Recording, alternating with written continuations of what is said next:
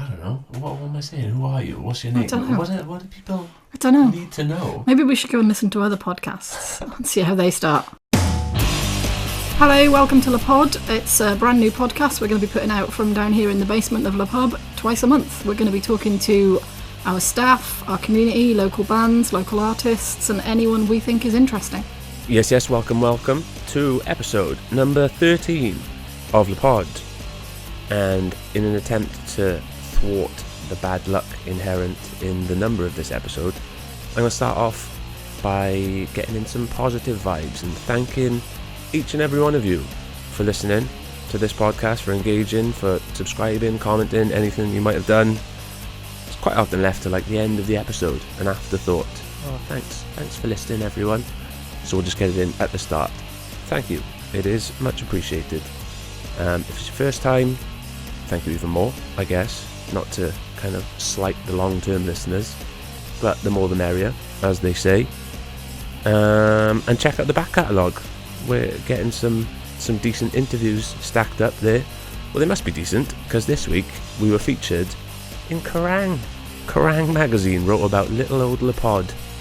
I know, mental. So I guess we're doing something right. Thank you all once again.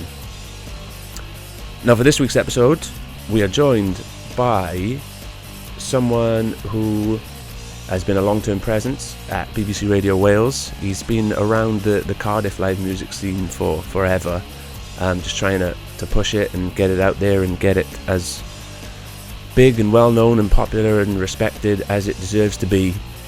And his name is Minty. We had a great conversation, touched on all sorts of topics, including...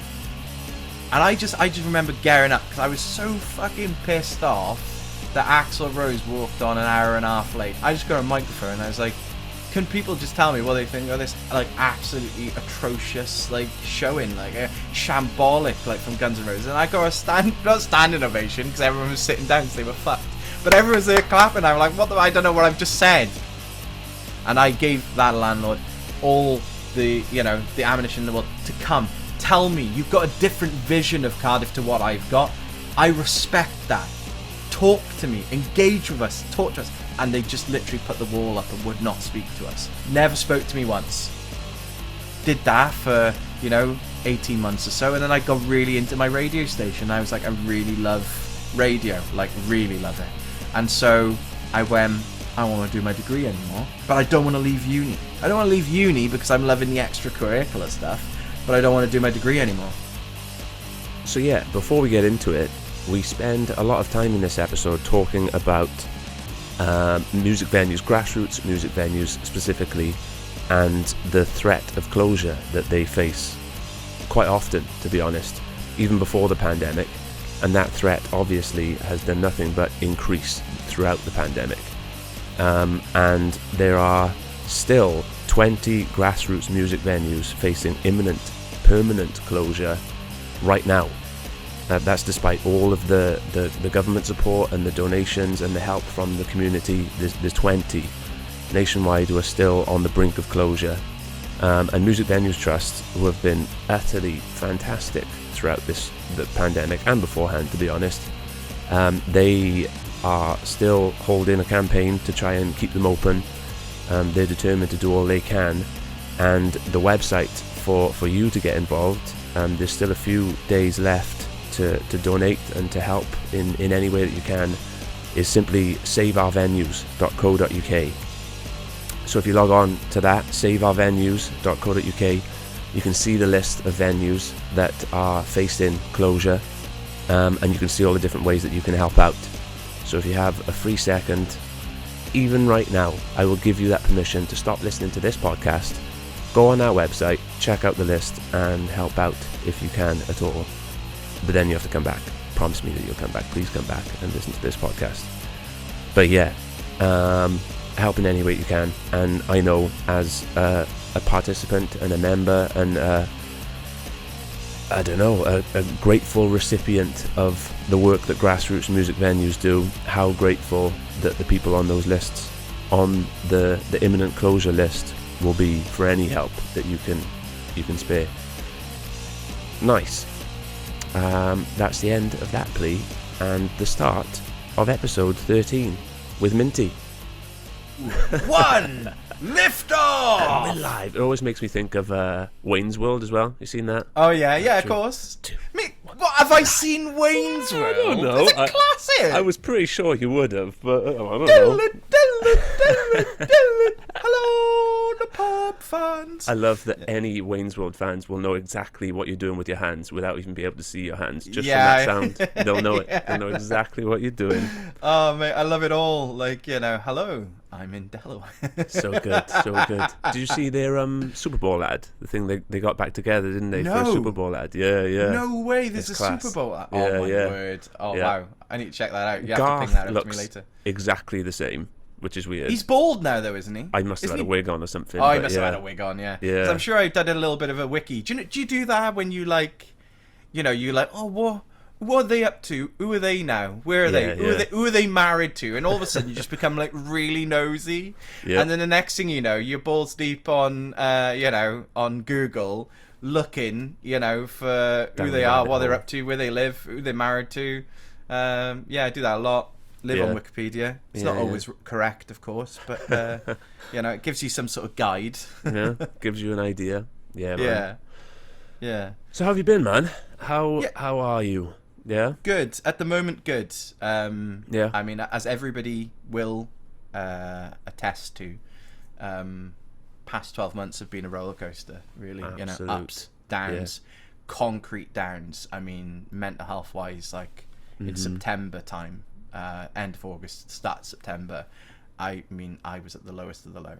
And, I'm sure you could, and feel free to delve on that if you want, because I mean, if talking about my mental health experience helps somebody else, then that's great. Yeah, for sure. Sorry to get so heavy so quickly, but I mean, it's the It's elephant the in the room that podcast. needs to It be goes where it brought goes. out.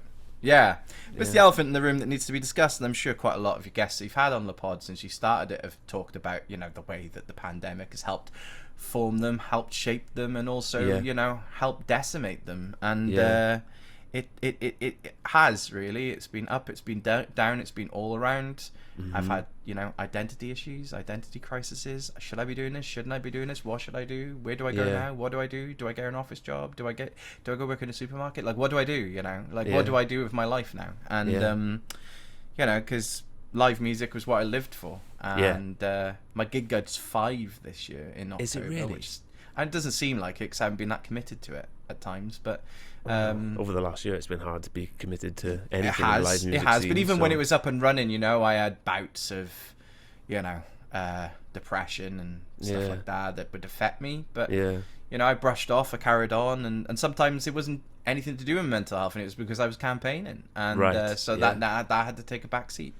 Well, the two are interlinked, aren't they? Definitely. You can't have one without the other. Like, you can't have a gig guide without the live music scene that you were campaigning for. 100%. I mean, it got to a point when we were doing the Remember Street thing, which I know you're going to bring up later. Yeah. Where I was just sat there, and I was just like, I literally said it on one of my podcasts, I think, one of the early ones, because it was quite early on. Because I started the gig guide started June 2016 on Radio Cardiff, Right. and then I did like 3 or 4 episodes, and then just went through a little bit of a life blip where I was living at home with my mum still, and our house got repossessed.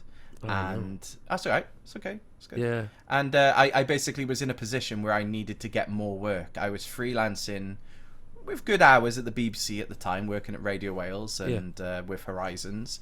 But I needed more. I needed more money, and I needed more money quickly. Yeah. So I kind of jacked it in with Radio Cardiff because I just didn't have the time, and then got a job just working at a call centre, taking calls about people's broadband and upgrading them, trying to stop them from downgrading was my job. Stop people from cancelling, stop people from getting rid of their movies, and stop people getting rid of their their sports packages. The extras. And it was horrendous. It was just one of the worst atmospheres I've ever worked in my entire life, because it was really high pressure. My mental health, which was still fresh to me at the time, I'd only been around a year properly since I'd had like the blip, the splice, the moment, was that was still quite fresh. So that was only like a year on, and I was still having regular panic attacks like all the time. God. And being in an environment where you're having a panic attack and you're not allowed to leave your chair. Yeah, no. Because you're on the phone to a customer. Man, I lasted there probably about 6 weeks, but I got enough together to get a deposit to get somewhere to rent. Yeah, and you did a lot better than I did. I had a stint in a call centre for Sky, and I lasted there we go. a grand I didn't want of 3 days. 3 days. 3 days. Oh, okay, man. so I couldn't handle it. I was depression and all. I didn't want to name. I didn't know if we were naming brands or not naming brands, but it was Sky that I worked for. First source, right? And so the one I worked for was at the bottom of Park Place, opposite the museum there. Oh the corner. I know they've got one in the Bay as well, right? I worked in the one in what's it even called? Cardiff Gate. Cardiff Gate, yeah. That one. So they got one in Cardiff Gate as well. But the one I worked in, I was quite fortunate actually because it was a fantastic location. Is literally on the corner of Park Place. So if you got the museum, you turn around, you got the museum right in front of you. It's like right on the corner. I lasted about 6 weeks to 2 months there. And then I managed to get enough money, and I just had a jacket in because it was just it was just terrible for the mental health, you know. I've got respect for people who manage to stick it out long term. Like, I don't know how they do it. Like, really don't know. I mean, for some people love that. Some people love target driven stuff, and they love that, and that's great. Like, you know, power to you. But for me, I just couldn't do it. And also, they wouldn't, like, I was trying to get it to a point where it could complement my BBC stuff, because I didn't want to drop my BBC stuff at the time. Of course. I mean, I don't really work for BBC anymore. I still do odd freelance shifts with Bethan and Horizons and stuff, which is lovely. Yeah. But I don't, you know, I wouldn't say I'm a BBC employee or even a BBC freelancer anymore. I mean, you know, I brought in occasionally. I brought in off the subs bench, you know, when I'm required, and I'm happy with that, you know, because. Yeah, the super sub. At uni, I really wanted to work at the BBC. It was like my lifelong dream. And then when I got there, I was just like, oh, right, this isn't really what I thought it was going to be. And I've met some incredible people through it. And I'm a massive advocate of the Horizons project. I'm glad that I got to meet Bethan. I'm glad that I got to meet Hugh. You know, but they're my heroes growing up, you know? When I was in my teenage years, like, I used to listen to Session in Wales. That's when I used to go to Newport. Like, Newport was like my stomping ground. I hadn't even discovered Cardiff yet. Yeah. And I mean, I used to listen to that radio show, and so now like be friends with them. It's just like, you know, whoa, it's a big deal for me. It's pretty trippy, I bet. Yeah, and so the BBC got me to that point. But so the gig guide. Yeah. But before we start, for anyone who doesn't know what the gig guide is, like, do you want to just kind of explain it briefly, like sure. What it is, the concept? It's still a very loose concept. I'm still trying to work it out myself. That's the beauty of it. Well. The whole story behind how it started was I was working at Radio Wales, and one lunch break I got a copy of Buzz magazine. We've been going here in Cardiff now for, you know, almost 3 decades, so power to them. They're great magazine, you know, they're very well read, very well respected. But I was just reading it on my lunch, and at the time, like, winding the clock back a little tiny bit, when I was in uni, I studied in uni in Bristol at UWE for 4 years, retook my 3rd year. There's a real reason for that. And I basically, halfway through my 1st year, fell in love with radio properly. Like, I went there wanting to be the next Kubrick, and I left there wanting to be the next... Did you study film, was it? I studied... It was called Media Practice when I signed up to it. Oh, okay. And so I thought, great, it's going to be all different practices. You know, we're going to be going down like loads of different avenues with this, because my college tutors said to me, because I went to Coleg Gwent and Cross Keys, right? So I'm a Blackwood boy. I'm from Blackwood, right? For those people who don't know. So when I went to Coleg Gwent and finished my BTEC there, my tutors were saying to me at the time, like, we just don't know what to suggest to you, because they were having like one-on-ones with all the people on the course and saying, you'd be great as a producer, you'd be great as an editor, you'd be great. And then they come to me, and because I tried to be quite multi-disciplined, like, with stuff, and I wasn't really excelling at any different particular aspect of putting together a film or a script or whatever, they just kind of said to me, we just don't know what to recommend, just go for it and see what happens. So I was like, all right, cool. It was a pretty big deal to me going to university. I was the first person in my family to go to university. Oh, wow. Nice, man. Yeah, which, you know, like I grew up in I come from a really poor background. Yeah. My father's side of the family from Abbotsford, and my mum's side of the family are from Blackwood area. Yeah. And growing up was just, you know, it was really like it was challenging. You know, we had like my mum was on incapacity benefit for a little while and job seekers, and then she was working for a little while, and things were quite, you know, tentative a lot of the time, and so there was never really any financial stability, you know. And here I am, almost 32, and I still don't have a driving license. There's other reasons for that. That's not all down to my mum, by the way. But you know, like when you get like 16, 17, your mates start like doing lessons and then getting a car. I didn't get any of that, you know, because we couldn't afford it, you know. It's expensive as well, man. It's crazy.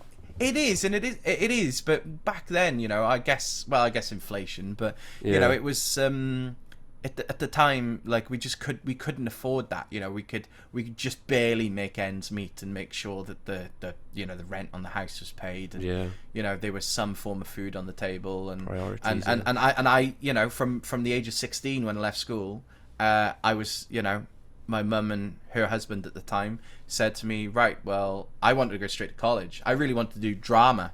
All right. Yeah, I don't know why, but I just really did. I just had a real thing of just being like, you know, I was the same at 16, man, just eccentric and boistrous and very animated. I could see you on the stage. Yeah, very animated even when you speak. Most of my old friends do still remind me of a time where I was at my year 6 leaving concert. They like asked us to do a leaving concert, and I don't know why, man, but I ever know is like, don't this just in case now there are people listening to this who clearly know me and are gonna like call bullshit on everything I say. I think it's very important that I'm transparent from the off. Okay, so I've never always been a huge fan of music, right? Like my dad, I've had up until, you know, like 2006. Go before 2006, I've had a relationship with it, but it hasn't been as intense and as meticulous as it is now. Right. So my dad, when I was growing up, was massive fan of like the grunge scene, and you know, when I was brought up listening to Nirvana, I was brought up listening to Crash Test Dummies, to Reef, who wind the clock back, like, you know, 20 years later, he actually met Gary Stringer at Tramshed, and he signed an album for him. There's the photo of the three of us, which was lush. Like, so I had Gary on the podcast, and I told him the story. My dad is quite an interesting type as well, a lot like me, very very over animated and very mouthy, you know, coming from the valleys. But growing up, he had this massive infatuation of like classic cars.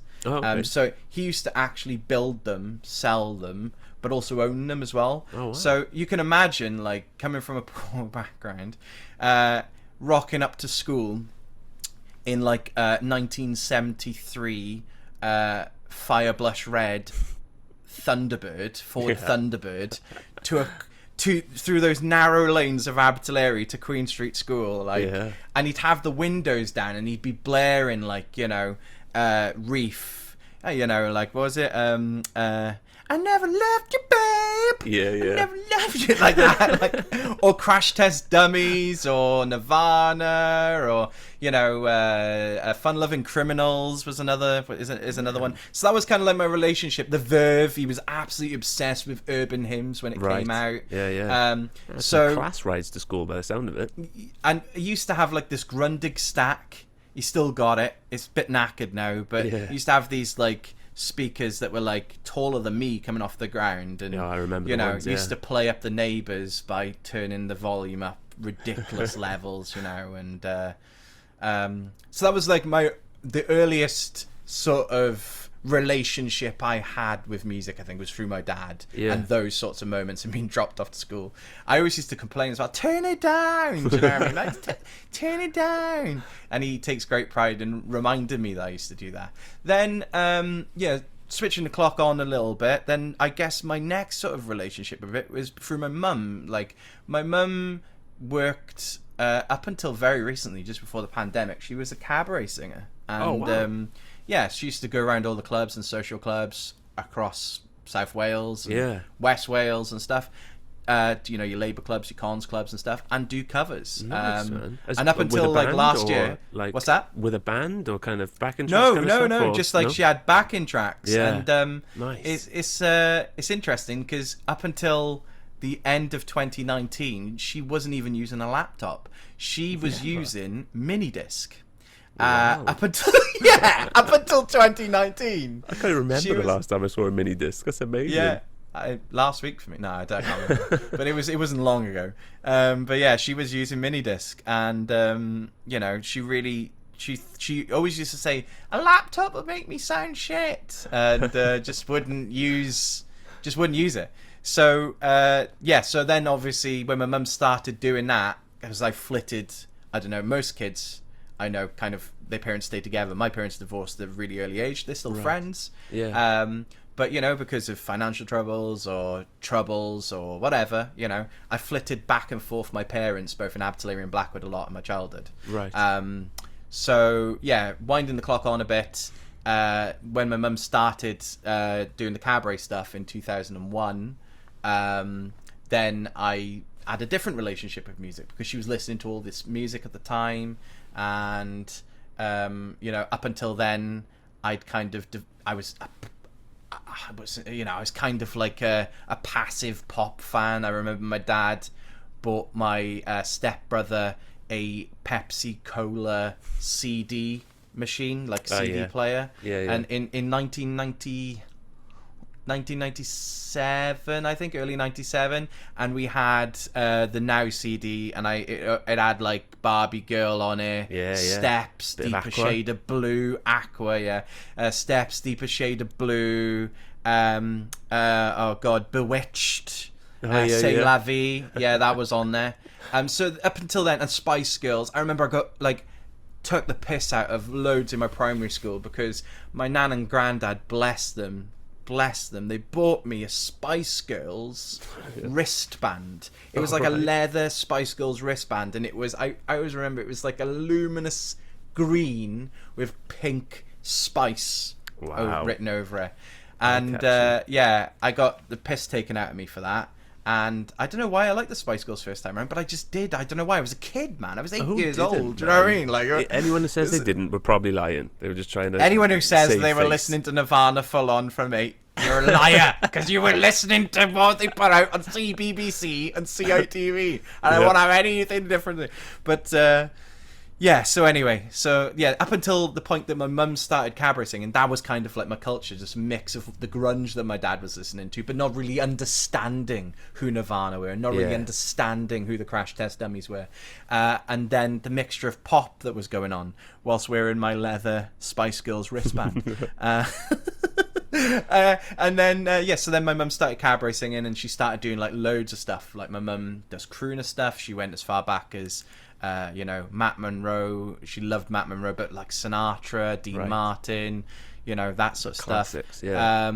But she was doing like loads of like 70s stuff that I'd never heard of before, like Deep Purple, and like out there stuff like Marmalade, Scottish band called Marmalade, and stuff like that. She had a really eclectic mix, but then she also loved Joe Longthorne as well, who's like Don't this. Know who that is, he's like this English artist. I think he's English. He's English Australian, and he does, or maybe he's English Australian, and he does like covers of other people's songs, really. But she loved his like covers of them and that sort of stuff.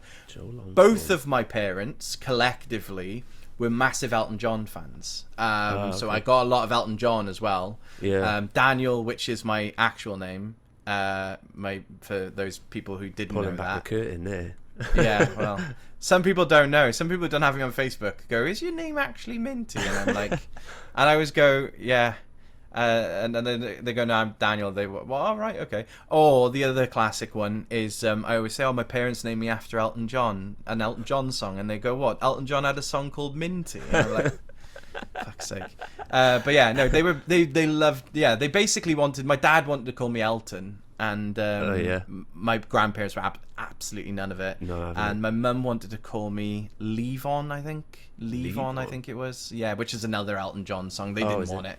They didn't want it. So they settled on Daniel. Everyone was happy. 1973 hit. Everyone was happy with it. And then that's basically stuck. So, yeah, I had a lot of that from them. A lot of Elton John growing up as well, which I've totally missed out. But he was present a lot. Yeah. So, yeah, my mum did some Elton John songs as well. And I think then, like, at that point, I started developing around 2000. For me, when I was living with my mum, I started developing a love of wrestling. And okay, I didn't know that. I got into the Attitude Era probably midway through 1999, and properly picked up on wrestling. Yeah. Mid 2000, Fully Loaded 2000. I remember very vividly recording that from Channel 4 to my nan's VHS player, and it had triple main event. It was Triple H versus Chris Jericho in a last man standing match. Class. Kurt Angle versus The Undertaker, and The Rock versus, dare I say it, Chris Benoit. So, you know, less said about that the better. But so I started getting into wrestling. Now, obviously, wrestling at the time was in a very heavy metal phase. Yeah, they had a lot of heavy metal stuff, and as 2001 came around, like WrestleMania 2001 from the Houston Astrodome that everybody remembers so well, the Rock, Stone Cold headlining out of there. The soundtrack to that was Limp Bizkit My Way, right? And Limp Bizkit I picked up on in early 2001, and then started finding other artists like Papa Roach, because they used Papa Roach in one of their pay-per-views, and who else was in Saliva and Drowning Pool, and artists like that. So then I started getting in, without realizing, I started getting into metal music, because I was watching wrestling, and then if a wrestler comes out and, like, Saliva are playing, or Drowning Pool are playing, or Triple H then took on the Motorhead thing. I think Motorhead actually played in the Houston Astrodome in 2001. I remember it, and Lennon was clean shaven for like the first time. He was ever, clean shaven. So they did do 2001. They did it in 2005 as well, I think, when he was in Hollywood. I'm pretty sure they did it then as well. But just gonna take a sip of water. Yeah, go for it, man. But so I didn't realize I was developing this sort of likability to metal music at that time through wrestling. Through wrestling, and then we'd, like, me and my mates would, like, I used to set up. I always remember Gavin and Simon. Like, I've spoken to these people, and well over 15, 16 years, but. Yeah. We used to, like, the three of us used to pretend we were wrestlers, go down Pontefraith Welfare, and we'd take a ghetto blaster down there. And I had, like, I managed to get, like, an 8mm camcorder. And I used to film a PowerPoint presentation pretending it was, like, the lineup of, like, a pay-per-view. And we'd have all these different matches, like D'Lo Brown versus Steve Blackman. And in each of the, matches, we pretend that we were them and use their moves and stuff. My mum used to go mental because one time I pretended I was X-Pac, and I set up, we were living in Pentremau at the time, I don't know if people know where that is, it's not far from Newbridge, and I set up a step ladder on the fence of the Pentremau gardens, put Gavin on it, and then I went, did the suck it chop, run up to him, started doing a Bronco Buster on him, and I shit you not, bro, the ladder went bump and broken off. Class. Oh, it's brilliant. And then I had to go back home to my mum with a step ladder, which opened out, and the first step went up and the second step went down. Oh, they were good times. But yeah, anyway, I'm digressing. You're going to get that a lot from me, I'm afraid. Like, it's interesting that, like, the avenues that different people take into music. Because, like, I came kind of down the wrestling route as well. But then I also came down, like, the Jackass route. And so, like, I didn't find Jackass until a lot later. No. So I think, I think the first time I watched Jackass would have been late 2003. Right. So it was a lot later for me. Yeah. I didn't see it originally, and then my mates started doing it, and then watching it, and then the next thing, and I'm sure you did this as well, you start pretending 100%. to be I was going to say and exactly the same thing. Yeah, we make our own tapes and stuff. Yeah. And that introduced so me that's to what like wrestling CKY. evolved to. We were doing. What's that? Sorry. I was just going to. That introduced me to like CKY and him and all those kind of Jackass related bands. So yeah, I never really got into CKY. You know, it's a shame. No, loads of people I knew were really into them, but I only heard the one song, you know, like the one that they used to use in Jackass. Was it called 99 Bullets or something like that? Is it something called like that? Or no, what's it called? What's like the main one called? I still don't know. Beings is like the. What's it? Sorry. Quite Bitter Beings. That's it. Quite Bitter Beings. Sorry, not 99. I'm thinking of 99 Love Balloons. I think 69 Quite Bitter Beings is what the full title. He's a poser. He's a poser. Doesn't even know the real title of the song. Shut up. I know it's 96. All right, 96 Quite Bitter Beings is the full title of the song. Slip of the tongue. All right, Freudian slip probably. Please don't hurt me, Majira Brothers. Yeah. 69. That's why I had a number in my mind. So there we go. 69 Bitter Beings. So yeah, that was the one I heard, but I never really got into them. I don't know why. I just didn't. You know, it's one of those things. It just didn't click. And at the time, I was still watching wrestling quite hardcore, and I was, I was taking in all the stuff that he was giving me. So through that, I found like all of these like 2003, for example, in WWE, which then changed to WWE, like, the music they were using, they still had Saliva on the cards, but they were using interesting new stuff. Like, I'm pretty sure they helped bring Evanescence, Bring Me to Life. Oh, really? Bring Me to Life, Evanescence, was the soundtrack, pay-per-view soundtrack to No Way Out 2003, when Stone Cold returned to face Eric Bischoff in a no-holds-bar match. Cool. My wrestling knowledge is brilliant between the years of 1998 to 2004. You ask me anything before or after, I'm terrible. But I can give you, I'm pretty good. Like, someone said to me, what would your mastermind specialist be? It would be that, because that's like my thing. I still rinse you now on the network, and I just think, God, I need to grow up, but I can't. I just can't. It's such a good time, and it makes you feel alive inside. Do you know what I mean? Yeah. Because it's like, these were incredible times. So yeah, Jackass 2003 for me, and then we started making Jackass tapes, and it was Jackass and wrestling, and Jackass and wrestling. Nipping down Pontefraith Sainsbury's and nicking a trolley and filming it, and then like getting in the trolley and having people push us over a pavement and go, "Hey, we're wicked! Look at us!" So that was kind of like my relationship with music there. 2003, like I say, Evanescence broke with No Way Out, and the artists like 12 Stones, Trust Company, Seven Dust, Metallica I found through 2003, because it was the pay-per-view. Saint Anger was the pay-per-view song for SummerSlam 2003. Limp Bizkit again. Trapped. It was this. It was like this band called Trapped Headstrong. That was Bad Blood 2003. So I was just picking up all of these sounds. All my mates at this point, were listening to like hard-fi and your indie stuff, but that didn't come till a lot later for me, until about 2005, 2006. Yeah. And I still hadn't gone to a gig yet. I hadn't gone to any gigs. Couldn't afford it, Like I say, coming from a poor background, just couldn't afford it.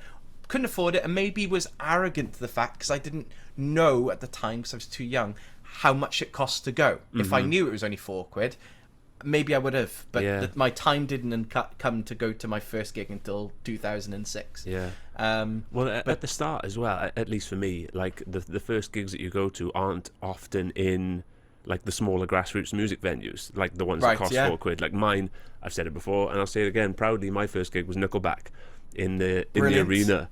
And fan of Silver Side Up as well. Oh, huge fan, man. Huge fan. Nickelback for me, again, it came through in 2001, and it was all because of Chad Kroeger and Hero, doing it with Josie Scott, for the Spider-Man films. I was absolutely obsessed with that film when it first came out.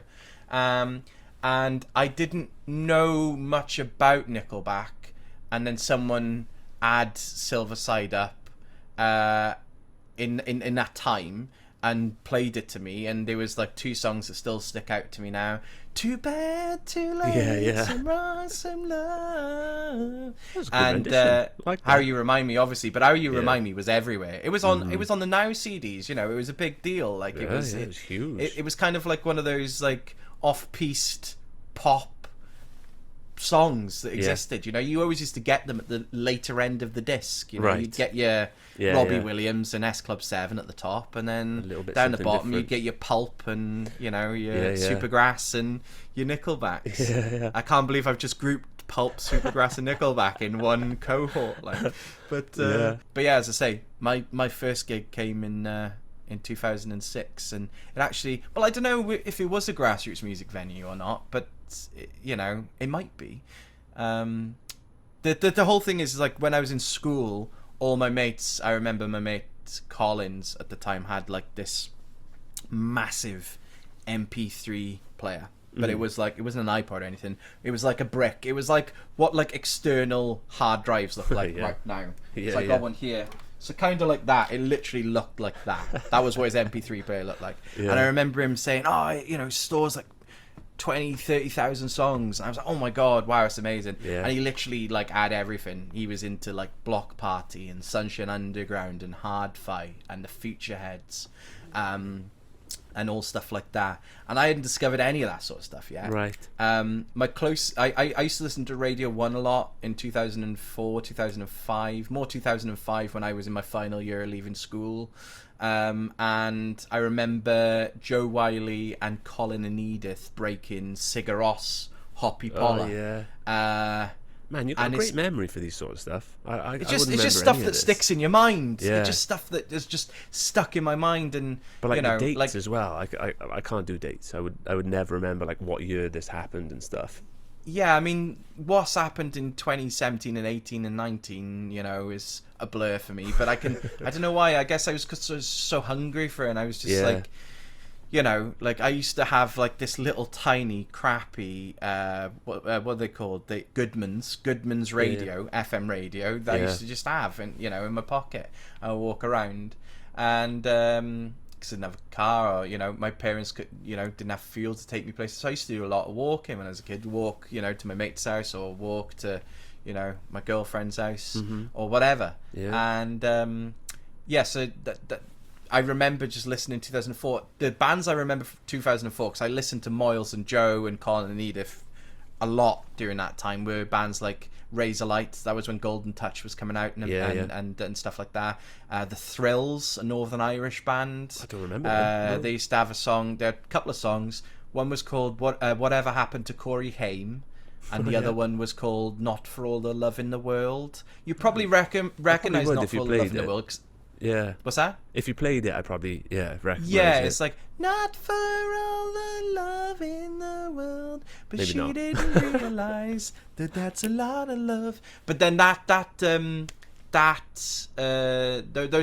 particular song was used on like loads of programs for, like, you know, it's kind of like light at the end of the tunnel, but it's going to be a really rocky ride sort of program. They'd use it for that. But yeah, so those sorts of stuff, that sort of stuff came through in 2004 for me. I still wasn't listening to Hugh and Beth yet, so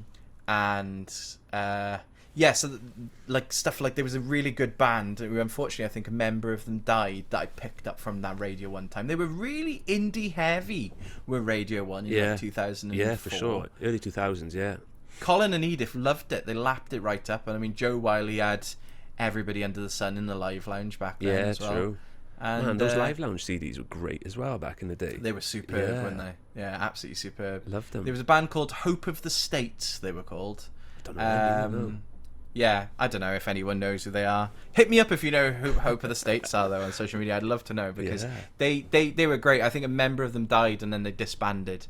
But then that was like kind of like that was me starting to mature, and then I guess is like the clouds dissipating, me getting towards that first step, which is my first ever gig. Which was friends listening to Boy Kill Boy, you know, and like I say, all the other Block Party, the indie sort of stuff. My first ever gig then. I feel like there should be a drum roll now after that kind of build up. Here we go. What is the first gig? So my first ever gig was 18th of July 2006. Even the day, man, that's impressive. I didn't just look at it on the ticket in front of me. I've got the ticket here, because I have it on my on like a little desk underneath my monitor, and I have it there just to remind me, just to remind me what that first gig was and the energy that I had after that first gig.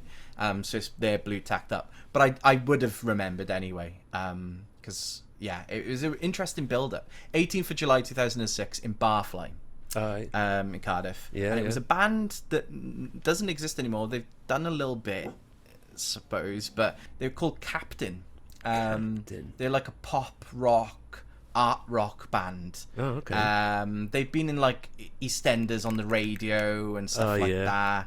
But I didn't know what I was expecting when I went there. I didn't know the band were or anything. So we went, and wait for it. We got the ticket. There's the ticket. There it is, man. Wow. Yeah, there's the ticket there. And is it a 16 plus? So I was 16 at the time. Yeah, ID'd on the way in. Yeah, so it was fine. But I know they lied a couple of times. They lied once to get into a Yes gig, I think, in Barfly, and said they were all, I didn't go to that one, but said they were all like over 18, and none of them were, you know. But how was that first gig then? Was it because quite often, like the times that you think are going to be these seminal moments and like the start of a life journey aren't. Yeah. But sometimes they are. No. How was it for you? Yeah, it was the start of a seminal life journey for me. It was, yeah? Yeah, it was, yeah.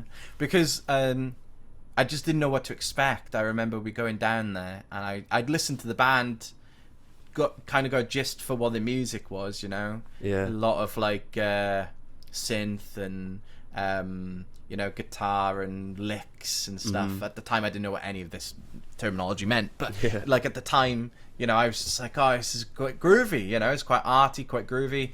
And on the way down there, I didn't know what to expect because I'd never been to a gig before, so I didn't know where I was going, what I was doing, and it felt quite risque for me. You know, I'm going to Capital City with some friends. I'm only, you know, my mate had only turned 17. I think he'd only had a driving license about 3 or 4 weeks, you know, and we're going down there in his old Renault Clio.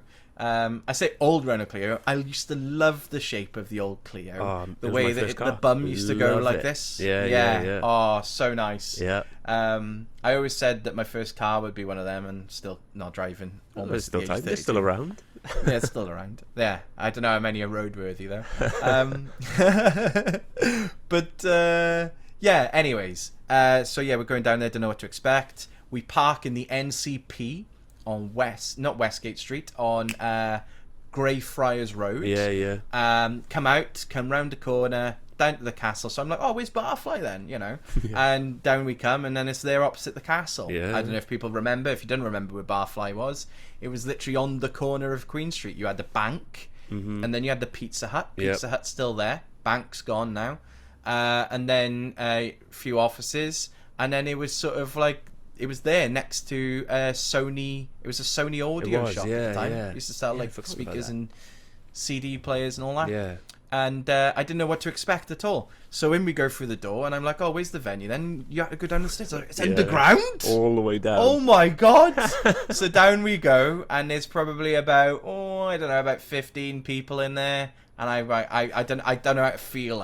I guess I'm feeling quite anxious at that point. Do you know what I mean? I don't know what to expect. I don't know if anyone's going to turn to me and ask me, you know, what music I'm into and all that, because I don't really know at the moment. I'm still trying to find myself. I always remember we're getting a Coke or whatever, and then first band comes on. There was one support, and the band was called Yossarian. Never forget it. They stepped up. And all of the music. Do you know of a Cardiff band called My Name Is Ian? Yeah. So very comical, you know, very clever written words and indie. That's what they were like. They were like that. They were like a garish kind of like what's the word I'm thinking of? Colourful, comedic sort of band. Yeah, don't take themselves too seriously. You know, looking very, very, very trendy with, like, you know, brogues and not waistcoat, but, like, you know, very well dressed. Like, very well dressed. They reminded me a little bit of like a Welsh Art Brut, and I came like years later going to Art Brut and Eddie Argos and stuff. The only man I think that ever appeared naked on the front of the Enemy. I think he's the only guy. Wow. I think he still holds that title and still talks about that title. they kind of reminded me of that. And the volume wasn't properly up for them. No. So I didn't feel... And I felt it, but I didn't feel what I was going to feel when the headline band came on. Yeah. So, intermission, have another Coke, on come Captain, first song starts, and I'm like, fucking, I had to hold on to one of the pillars coming down from the top. Yeah. Because of the bass. The fucking bass. Same. And I couldn't believe it. My chest was like... Yeah. Do you know what I mean? It was like, oh my God, it was pumping up my bass. I immediately then like started feeling goose pimples on my arms, hairs on the back of my neck. I was just like, what the fuck is this? Yeah. Not the music, but like the atmosphere, the atmosphere, but also like the I guess the sonic boom that was coming towards me. The feeling, that's the exact right word. Like you hear it obviously, but you feel it, like the bass drum in your heart. I remember going to my first gig and my dad like warned me of it. I went with my dad. He was like, "You're gonna feel the bass drum, like in your heart. It's gonna hit you in your heart." I was like, "What? No way!" Because like you listen to loud music at home or whatever, it's just completely different. You can't replicate it. You can't duplicate that feeling at all. No, it's, incredible. Yeah, I think I'm gonna get the same when I go back as well. Because it's been so long being away. Yeah. But I think the thing I've seen that illustrates it the best, there's a scene in Scott Pilgrim versus the World where that rush from a band to somebody is like portrayed, and that to me is a really good depiction of what live music is like, where it just rushes towards you.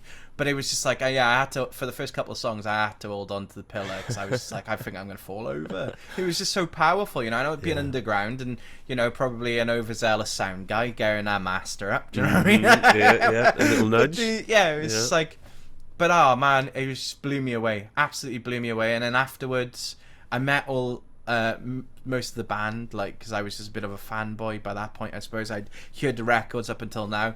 Had this relationship listening to the music for about 2 or 3 weeks before the gig, and then when I got there and saw them sing the songs I'd been hearing for the past 2 or 3 weeks, I'm like, oh my God, now I'm seeing them. They're singing these songs. These are the people that've been singing the songs I've been listening to for the past 2 or 3 weeks. So I was just like, oh my God, oh my God. So I just went over and said, oh, it's alright if I have a photo, amazing gig and stuff. And I still got it to this day, the photos with them. Awesome. And so that was gig number 1. That was the start. Afterwards, my mate Aaron loves telling people about this. I was just full of energy. It was like I was, like I say, I'm very over animated, very bouncy, very eccentric. But I had that much energy. I was just like buzzing. I couldn't control myself. Do you know what I mean? I was just like, so I for some reason, I mean, I was still 16 going on 17. Give me a break, guys. I just did like this massive sprint to Greyfriars Road car park, like dancing around and kicking my heels in the air and doing jumps and just being a bit of a bell end, to be honest. But I just didn't know how to get rid of all the energy. I just had so much fucking energy in me, I was stood still for 2 hours just taking all of this in, and then I just needed to to get it out somehow. Release, like they always used to take the mick out of me. They took the mick out of me once. I can't even believe I'm saying this. They took the mick out of me because if I don't, like, it's coming out. Like I can imagine them listening back to this and then commenting and just outing me for everything. So I'm going to be as transparent as I can. I remember once I didn't like the Blackout. I didn't. Not that I didn't like them. I said I didn't like them, but I didn't know who they were.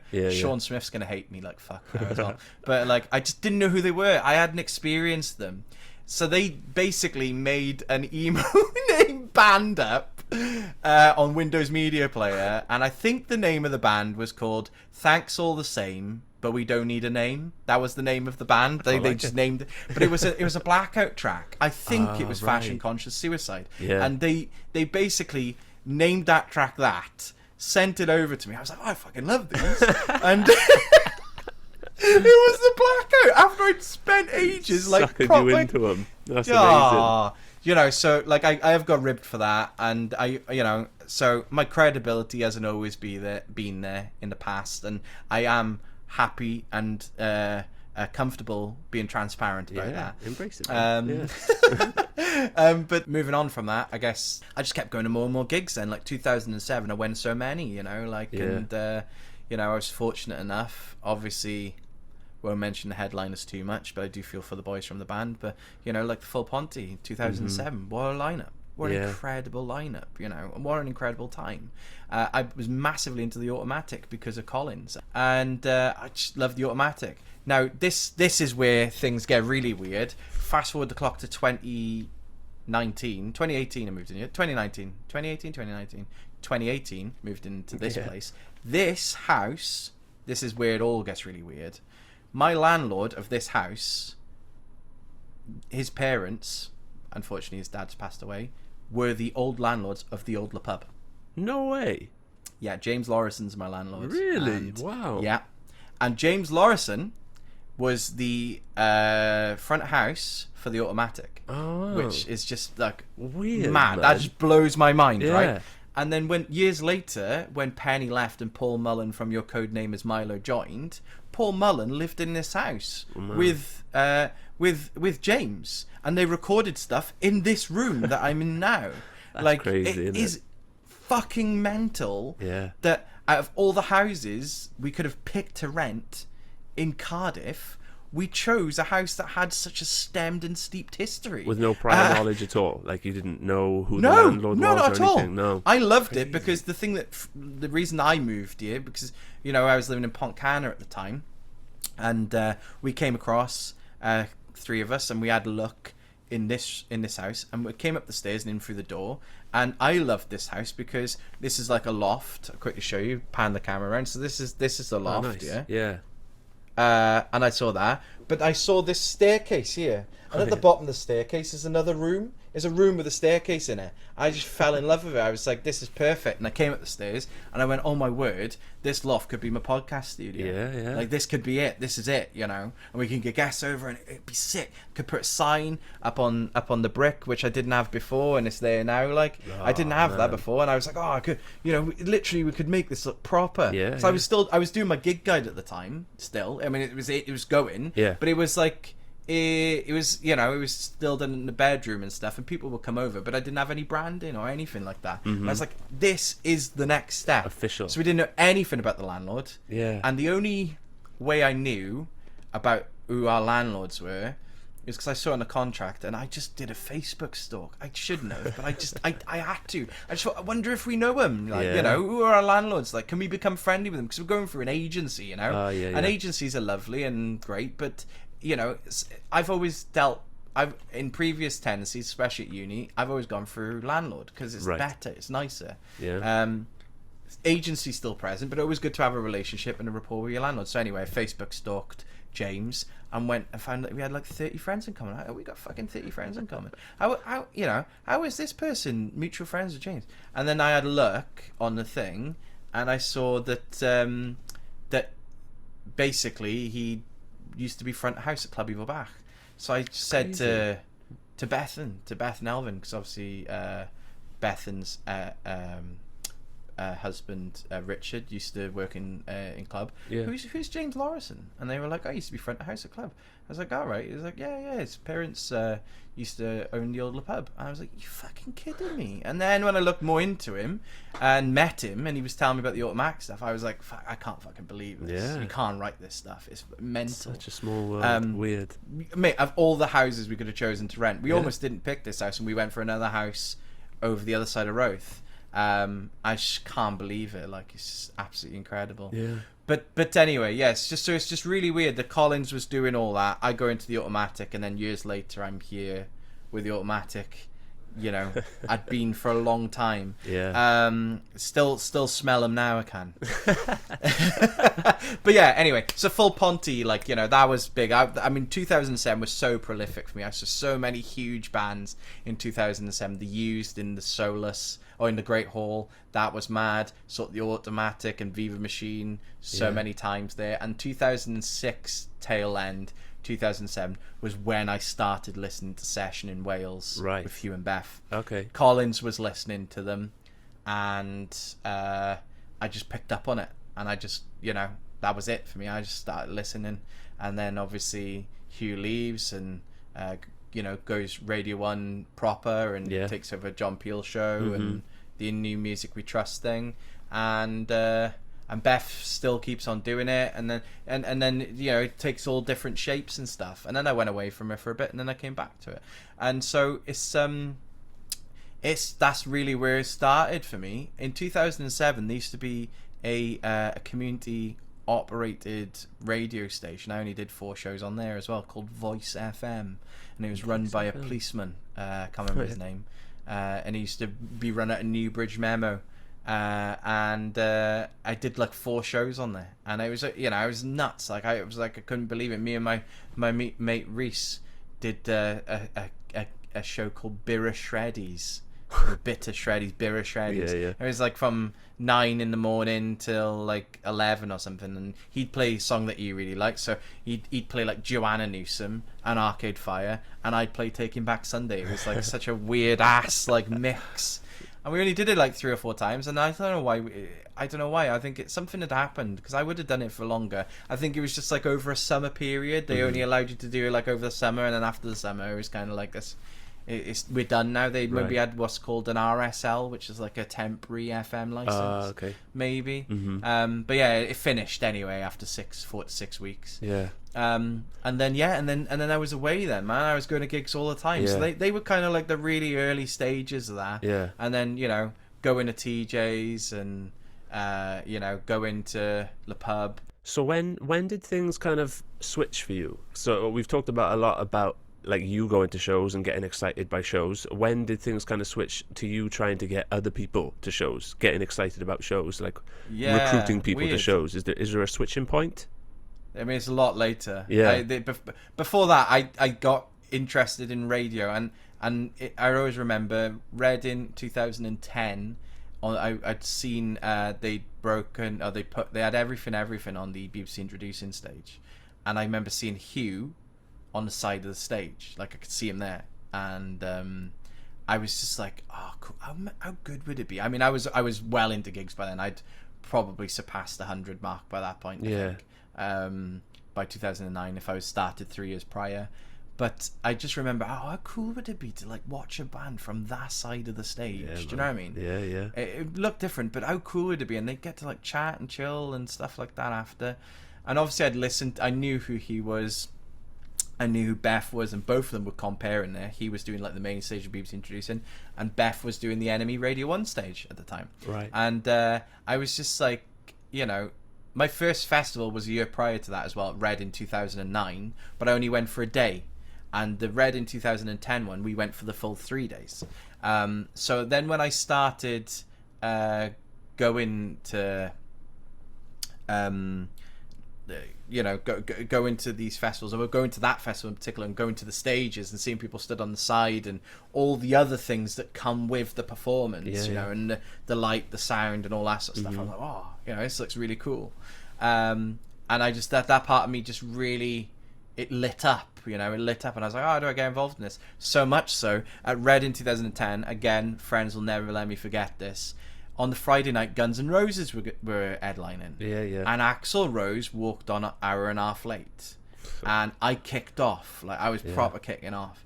Anyway, the morning after, Saturday morning, there's nothing really to do early in the morning, so you just graze around the festival site, what's going on and stuff. And we went in the alternative tent.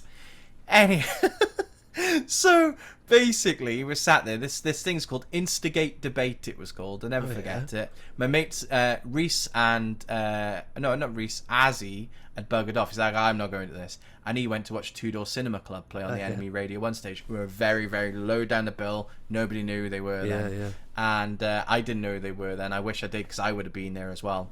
But I was on this this Instigate Debate thing in the alternative tent at Reading.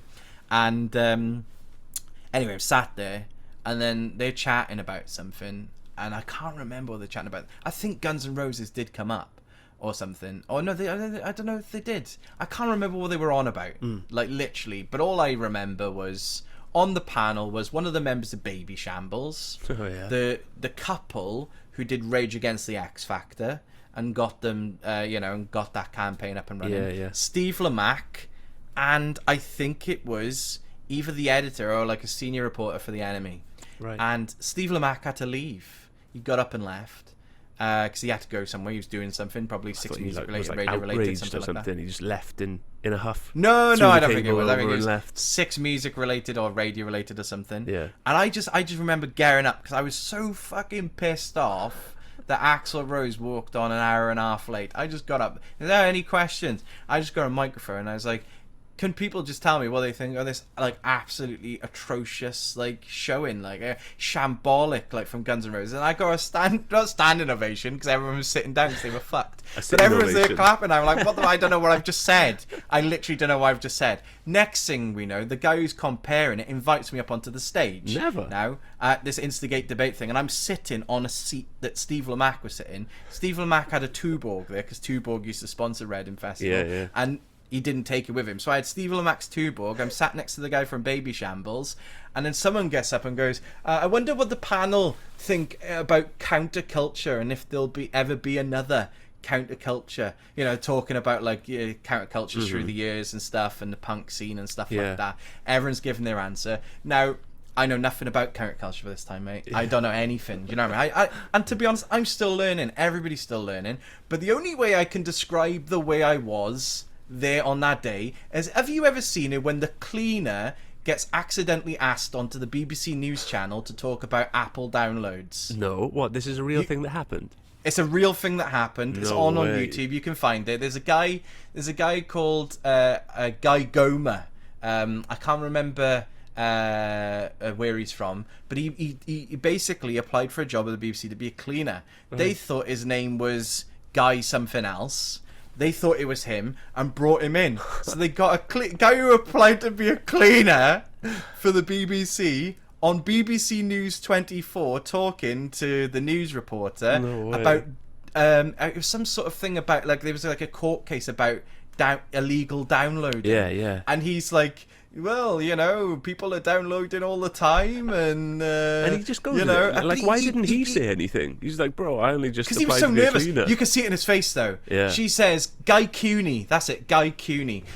She said, and now here with me is Guy Cooney. And as she says, and now here with me is Guy Cooney, look at his face in that video, man. His bottom lip rolls in, and he does this, like, really, like, cutesy, like, oh fuck, that's not me, like this. Like, into the camera, and then, but he nails it. That's the way I was at Reading Festival. I had fucking no idea why I was up there. Yeah. I had no idea what I was talking about, and I always remember I'm sat there thinking that I'm, like, fucking, you know, like Steve. I'm not, and I'm still not. But, like, thinking, like, I'm sort of, like, you know, some form of music philosophizer. And in walks my mate from Two Door Cinema Club, sees me on the stage, and he just comes in with his head in his palm, like, oh, fucking hell. It was like proper in-betweeners bullshit, man. It was unbelievable. And so I got off stage, and I was like, how did I do? And they were like, do you want the right answer, or do you want us to lie? Like, but yeah, being on the stage, that was quite cool. Like, that did appeal to me. And even though I didn't know what the fuck I was talking about, and to be honest with you, in 2021, I don't think I still do. It just appealed to me that I was, like, advocating, I guess. And I guess from a really early on period, I guess that was one of the switches.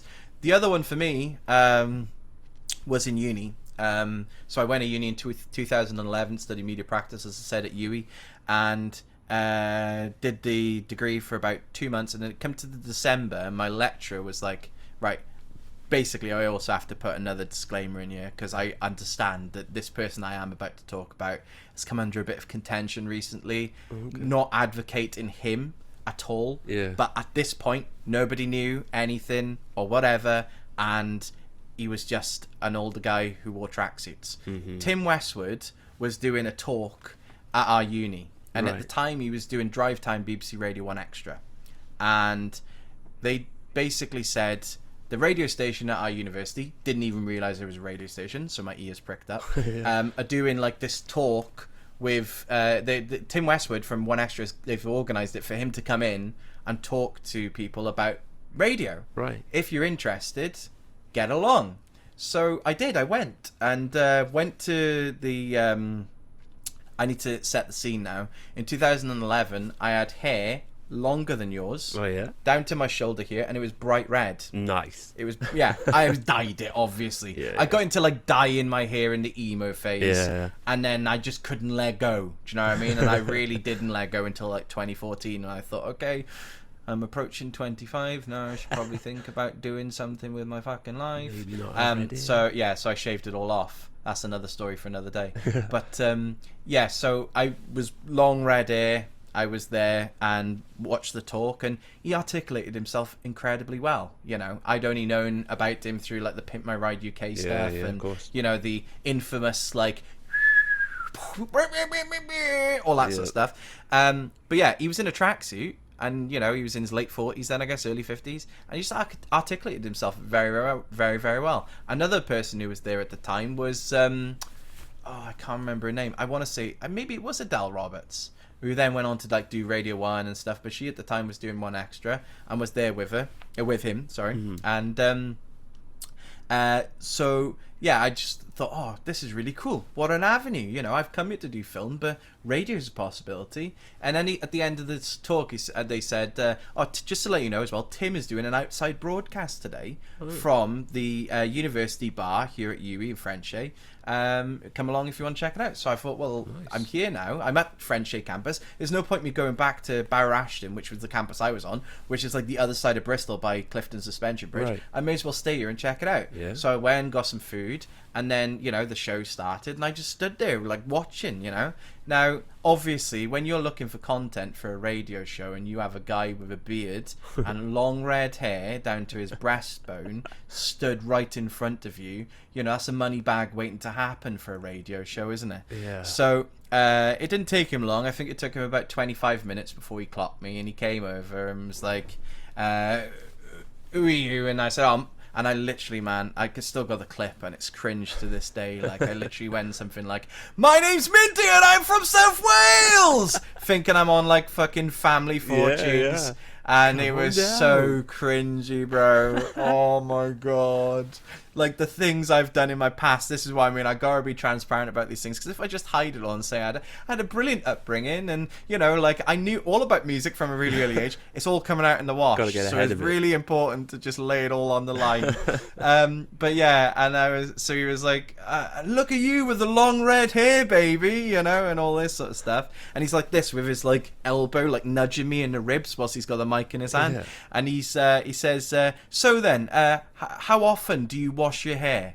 And I said 2-3 times, which is how I used to do it. I didn't used to wash it every day. I used to wash it two or three times once every 3 or 4 days. So once every 3 or 4 days, I'd wash my hair 2 or 3 times, if that makes sense. What, on the same day? Rather than on the same day. Yeah, I was weird. I don't know why I did it, but I did it. That was my thing. Fair enough. Tresemme, everybody. Oh, yeah. But that's what I used to do. That was my thing.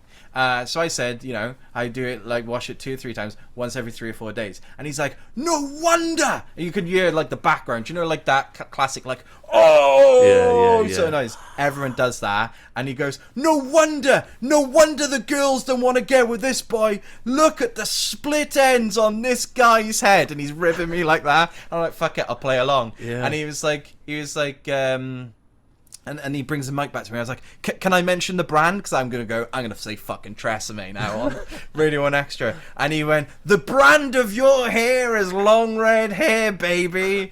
Anyway, so that was basically it. It was like 20 seconds. You probably never remember it, but it stuck in my mind and was most certainly the splitting point for me. Yeah. Because what happened then was, I was like, here's a guy.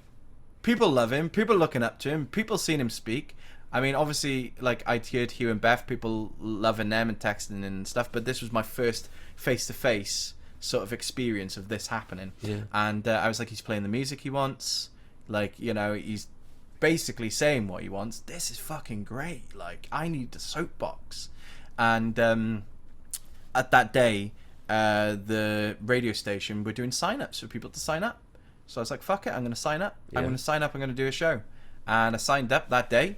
And my first show was February the 9th, 2012, which I was gutted about because I almost started it earlier, but they weren't ready for me. And I used to do every Tuesday 5 till 7, and they weren't ready for me yet. And basically, I'd had an interview set up with M83. Oh, M83 wow. were playing Trinity. I didn't even go to the gig. I've still to this day not seen M83 live. They were playing Trinity in Bristol in January 2012, sorry. And I had an interview set up with them. I thought, fuck it. Why didn't I start with just get interviewing people? Yeah. You know, let's start speaking to people. So what I was thought, that an interview for the gig guide or for the radio? No, or gig for guide what? didn't exist then. No. It was called back in the day. I don't know. I just couldn't think of a name. It was called the Nth Degree. The Nth Degree. The Oh, Nth I like Degree. it. So it was like an M. My mate Tudor at the time in uni in halls. I'm still following to this day. Amazing illustrator, like absolutely incredible illustrator, and he knocked me a logo together. Nice. I'll send it to you later. You can see it. Yeah. It's basically an M, like an old scribey M, and coming off the left-hand side of the M's, my red ponytail. Oh, okay. Nice. I didn't know what to. We just didn't know what to do. Do you know what I mean? I didn't know radio. I didn't know what the fuck I was doing. I didn't know what to call it or whatever. So I thought, what can we call it? We're in uni. We're doing degrees. You take something. When you use the term nth degree, is when you're like taking something to like the nth degree. Mm-hmm. You know, you're taking it to its hilt, to its apex. So I thought, fuck it, we'll call it the nth degree. If it can be N, it can be M. Yeah. And the M will be Minty, obviously, yeah, because I'm fucking proper narcissist. You know, I'm like 19 or 20, and I think the fucking world. No, I'm a bit older than actually. I think I'm 21, and I think the world's at my feet. So yeah. Anyway, I just thought, wouldn't it be cool to just talk about what's going on in Bristol in a very loose gig guide style way? Yeah. So I just, would interview the band either before, normally it'd be before their gig, but it normally would go out after their gig, and just be like, oh, how wicked were these? How wicked were these people? And so I almost had an interview set up with M83 at Trinity. Well, I did have an interview set up with them, and I had to cancel it. I couldn't believe it. Sacrificed it. Gutted, man. It was unreal, man. But I carried on with that format every week. I was searching for kind of a really, really early small version of the gig guide, kind of every way. So at the Who's start, playing? was it? It was what's coming up. No, not quite. It hadn't fallen into that yet. We were playing music, and I'd have a feature with an artist that played or were playing in Bristol that week. Right. Normally it was the other end purely of the way to set it up, because everybody wanted at the time to do in-person interviews. Yeah. If I got the interview, and I'd normally have to interview them before the gig. Obviously my show would then come around the Tuesday following, and the gig had already happened. Right. Yeah. But yeah, everyone was like quite keen and eager to do it, and I was just seeing all these bands come through, and like, why is nobody on our radio station interviewing these bands? Because no one on our radio station was interviewing these bands. No. I was just like, we can at least try. Yeah. So I did. I just start banging out emails, and my first interview on my first ever show was with an electronic band from London called Still Corners. I think they're still going. They used to get a lot of Six Music play. I don't know what's happened to them and if they've disappeared off the face of the earth. But I was in the Louisiana in Bristol, and I remember shaking. I did my first show on that day. Did my first show? Yeah, did my first show on that day with no interview, and then their interview was on my second show. That's right. So I did the show, then I went and interviewed them in the Louisiana, right. And it was just incredible. They were so lovely, so welcoming, and I always remember one of I used to ask all the questions that everybody hates, because I just I didn't know what I was doing, like what are your influences, all this sort of stuff, Yeah. Not conversational at all. It was all very set questiony, right. And it was like that for some time because I was learning, obviously. But it was just nuts, like the sort of bands that I was interviewing, sort of artists I was interviewing, just artists now who are household names, but at the time were on their way up, like Django is a really early one that I interviewed. I interviewed them in the Cooler. Used to be on Park Street in Bristol. That was mental. And then at that day, this is where it gets really weird. That day, I interviewed them. They said, "Oh, where are you from?" And I said, "Oh, I'm from Wales, from Blackwood in Wales." I said, "Oh, Wales." They're like, "Our favourite ever gig was in Wales." And I was like, "What? Are you kidding me? Where?" And they were like, "We can't remember the name of it, but it's kind of like a Welsh word that we can't like put together." And I was like, "Oh, I know the name of it," because basically what had happened was in 2010 I lived in Cardiff for a very short spell with my girlfriend at the time, and Liberty House, the big tall building opposite the atrium, and I used to walk past Guildford Crescent a lot to get the train home to Blackwood from Queen I see Street. where this is going. They were on about Goody Who, and I'd seen it, but I'd never known how it was pronounced at that time. I'm quite happy and comfortable to say that. I didn't know how it was pronounced, but I always just remember they used to have loads of parties that were bunting out at the back, and I could always smell like barbecue going on in there, and I never went in there. I was always too nervous to go in there. You were Same with so close. Soon. That's gutted. Same with Soon as well. I remember in 2007 when I was peak emo phase,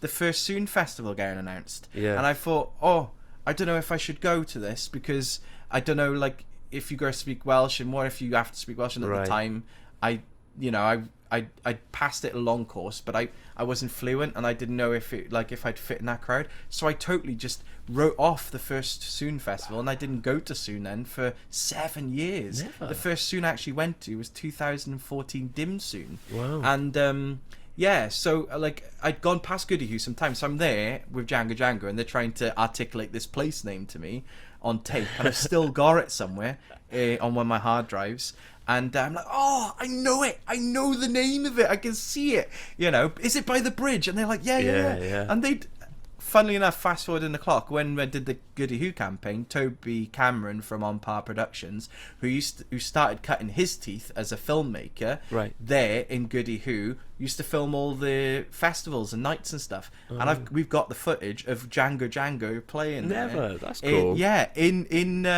In 2000, I think it was 2010, so it wasn't that long before that they'd played there, 2010, 2011, but they were on the up and up. But I mean,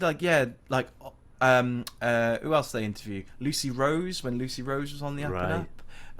Who else? The 1975, when 1975 was on the up and up. 2013 that was, in the Exchange in Bristol, and the Exchange had just opened. It hadn't been open long, and I had the 1975, and their daughter. That was an incredible interview. Did them in St George's in Bristol, and it was smashing down with snow.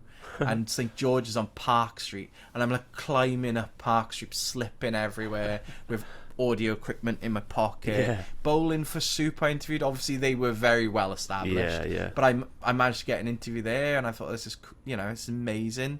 Darwin Dees, I was like doing all these like really cool out there artists. One artist who I tried so hard to nail down, and I had 2 arranged interviews with them, and the first time it got cancelled because I can't remember why, maybe they were arriving late, and the second time it got cancelled because they got nominated for Mercury Prize, was Alt J. I had 2 interviews with him, and it got cancelled. I had an interview with Bastille, and that got cancelled. The ones that got away. The ones that got away, but there were loads that I'd interviewed. Churches were one I interviewed, I got them on the up and up, and now they're like, household names. So it was really cool to do that, and then I just did that for 18 months or so, and then I got really into my radio station. I was like, I really love radio, really love it, and so I went, I don't want to do my degree anymore, but I don't want to leave uni. I don't want to leave uni because I'm loving the extracurricular stuff, but I don't want to do my degree anymore. So I applied. I just went, I'm gonna go for station manager of the station. So I did. I went for station manager, got elected, and then was the station manager for Hub Radio for a year. Awesome. And basically parked my degree. I was still registered, and I was still paying my tuition fees, but I wasn't passing modules because I was too busy running my radio station. And basically I just really loved this like transmedia type thing that we used to do at the time. Radio 1 visualization was on the big, it was on the up, it was around, it wasn't quite Greg James on a wrecking ball time, but it was getting there. And Chris Moyles, I think a year or 2 before, had done the 53.5 hour radio TV marathon. I remember where they had him going out on the iPlayer and out on radio at the same time. And that really appealed to me when I saw that go out. I was just like, oh, this is really cool. I think I watched quite a lot of it, actually. And I'd been a fan of Moyles since, like I said, the Goodman's radio days, 2004, with the radio. But anyway, so that's kind of really where where it then became more serious to me when I started running the radio station. I started really getting into radio, and then I started not only wanting to do it as a pastime, I was like, I really want to make this as a career now. I really want to go into radio and start. But I was on a filmmaking course. The course had changed over time. It went from media practice at the very beginning to then, when I left, it was called filmmaking, and it went through this transition. And unfortunately, just the resources for what I wanted to do weren't there, you know. In 2014, when I left there, I did my dissertation. I got 2-2 for it, and I put so much effort and work into it. I did a dissertation on radio visualization. So many people at the time, I remember there was loads of articles saying radio's gonna die because streaming's here and all this sort of stuff. And 2021 is still here, and they're still getting decent listenership. Obviously, it's decreased slightly, but it's still there. But yeah, I was just kind of like, radio visualization could save radio. You know, I did this thing of like, so many people saying radio are dead, but Radio 1 are currently reinventing the wheel almost, and their spots by doing radio but also doing visual to it. You know, because they around that time they brought out Innuendo Bingo, where they had like the two water cups of water and they spitting it over each other. It's almost like more really visual than audio. That like it doesn't really make sense. Visually, you know, pleasing to watch. And they were getting massive hits, man. Like, they were getting millions and millions and millions of views on YouTube. And, so, like, I put a load of effort into that. I got invited, on the off chance, I messaged the person who had a visualization radio, and I said, I'm doing this dissertation. Is it all right if I can just interview you? And next thing I know, I'm on a train up there to top floor of New Broadcasting House to speak with him. Wow. And it was nuts. Toured me around Radio 1. It was a Sunday night, never forget it. Jamila Jamil was doing a chart show. And I was just like, this is fucking mental. Wow. Like, I am in Radio 1 right now, top floor. This is crazy. And it was you know, then it became more serious for me. And then the way I got to Radio Wales from uni was just complete fluke where in my last year of uni, but like at the time I said, now, you know, film degree not working, radio where I want to go, don't know how I'm going to get there. The SRA, who I must mention, the Student Radio Association, who was just so incredibly supportive of me when I was sort of, you know, developing and trying to find what I wanted to do. Used to go to all the conferences and all their away days and all that sort of stuff. Said in one of their panels, if, you know, you're looking to get your foot in the door, get and volunteer for the Radio Academy's Radio Festival, where all the big bods go every year. It's like a conference, they talk about radio and stuff like that. And so I always remember I was in one of the edit suites in uni. I called them up and I was like, I didn't know where to email, but I'm just calling just to see if I can volunteer. I just become a volunteer at the festival. I'm a third year filmmaking and creative media student here at UWE Bristol. I'm just wondering, like, you know, if there's, you know, if there's any scope or anything I can do. And they went, you're a filmmaker, are you? And I just, like, you know, wind the clock back to my instigate debate days. I'm a philosophizer, I can do anything. When I literally just turned to the person I was on the phone, I'll never forget it, Caroline, her name is, lovely woman, and I went, do you want to film, do you? Literally just went, do you want to film, do you? Next thing I know, I'm on the way to the Lowry in Manchester with loads of media kit, and I'm heading up a crew of like 8 volunteers who also have interest in film or audio recording, and we're filming the radio festival, and I'm interviewing people like fucking John Humphreys from the Today program, and like all mate, now speaking to people who embody and personify radio is very cool. So of all the radio lot that went there, Radio Wales was there. There was a guy, he is, and he's a good friend of mine now. He was the old station controller for Radio Wales, a guy by the name of Steve Austins. People used to say neither the you always used to say, my name's Steve Austins, neither the wrestler nor the bionic man. Obviously, as an old school fan of wrestling, we bonded straight away. Like, he wasn't, but I was, and I saw humor in it.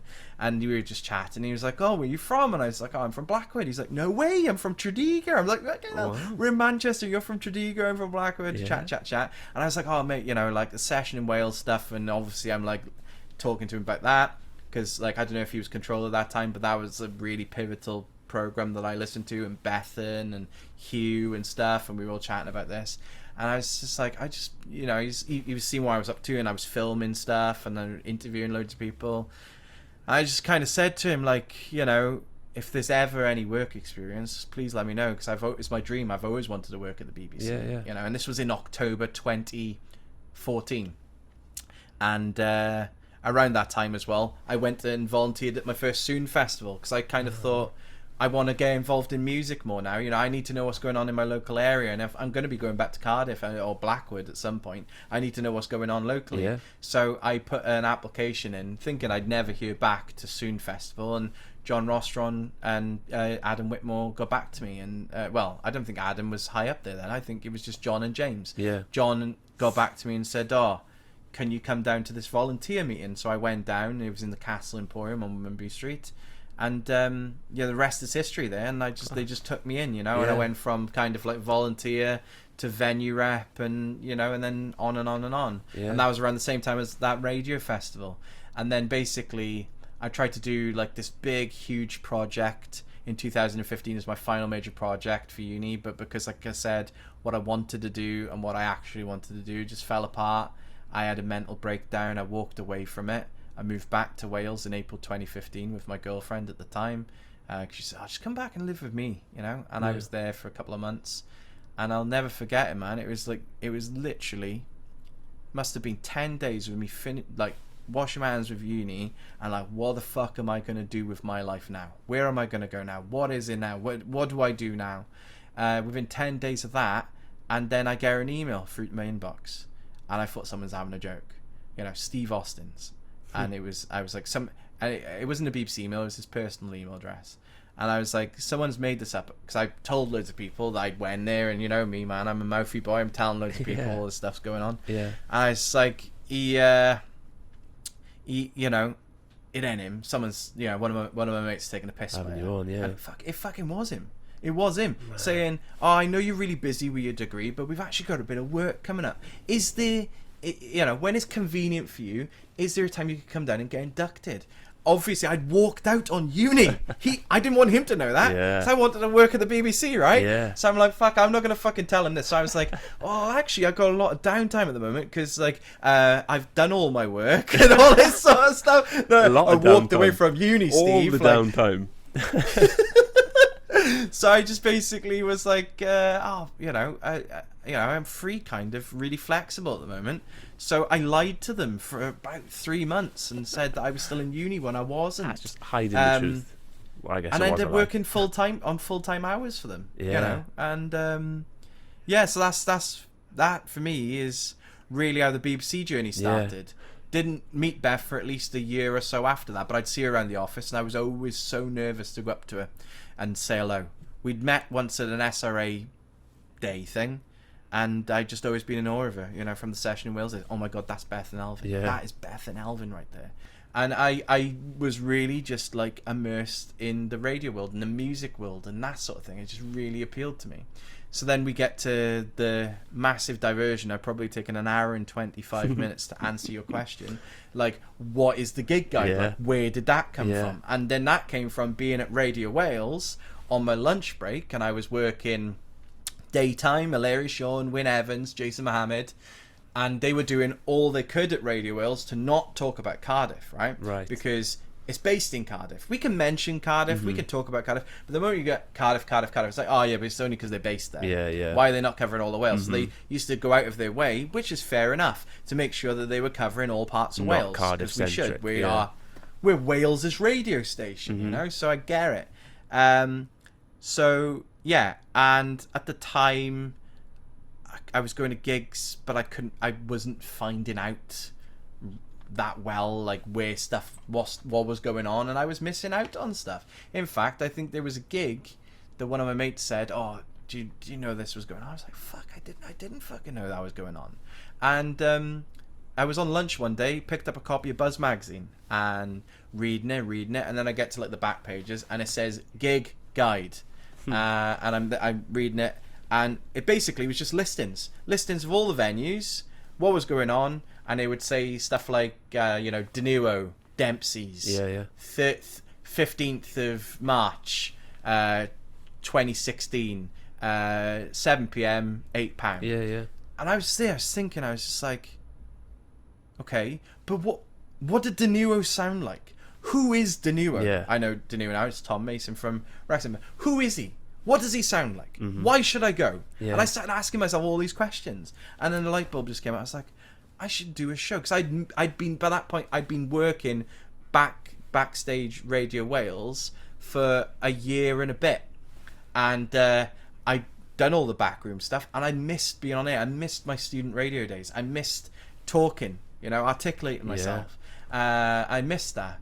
And I watched other people doing it, and I was learning stuff like what Larry was doing, what Wynn was doing, and what Jason Mohammed was doing. I was watching the way they were questioning people, and I was looking at the way the producers were being really immediate with the information. A news story breaks, bang, it's out there, it's gone. Yeah. And that was inbred into me as a broadcast assistant because, oh God, we better get someone on the phone, get them on the phone quick. Why are you not getting them on the phone quicker? And it was really, really like amped up. Yeah. And so, it was good for me in ways, and it was negative for me in others, and I'll mention the negative aspects later. Yeah. But basically, like, I'd learnt all this stuff, and I was like, I'm itching to fucking go, I'm here. I wasn't living in Cardiff at the time. I was still living at home, but I was going to Soons, and I was going to gigs here and there. Not as frequently as I did when I started the gig guide, of course, but I was kind of like, there's a moment here, I should do something. So anyway, basically I pick it up, it says gig guide, and I go, well, what do they sound like? And all these questions were coming in, plus the missing of radio. I was like, what do I do? How do I get on the radio?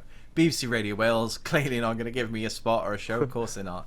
They won't, and they still won't to this day because I'm not fit into their demographic. I and they've already got people for that. They've got Bethan, they've got Adam Walton, they've got the people who are really good at it and better than me. So what do I do? How do I get my voice out there? What do I, where do I go? So I remember speaking to Ed Richmond, lovely guy, he's head of music at BBC Radio Wales, and he was like, why don't you think about Radio Cardiff? I was like, what's Radio Cardiff? He was like, it's community radio station, runs out at Grangetown. And I was like, oh, no way. So, Cap and Anda go to Radio Cardiff, and I'm like, can I join? Yeah. And they were like, we've got a waiting list as long as our arm. And I'm like, okay. I was like, well, look, if ever an opportunity comes up, let me know. I'm full of energy, I bring a lot to the table. Yeah. Like, let me know. Well, you've got a pretty decent resume by this point as well, surely.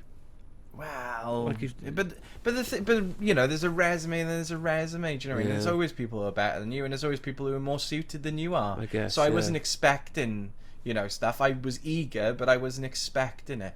And so, I think I waited about 3 months. Reese, his name was, lovely guy, messaged me on Facebook and was like, hey, spots come up for you. And I was like, no way. And he was like, yeah. He was like, right, but there's a couple of caveats here at Radio Cardiff. I was like, okay. And he was like, caveat number 1, we're a music of black origin station.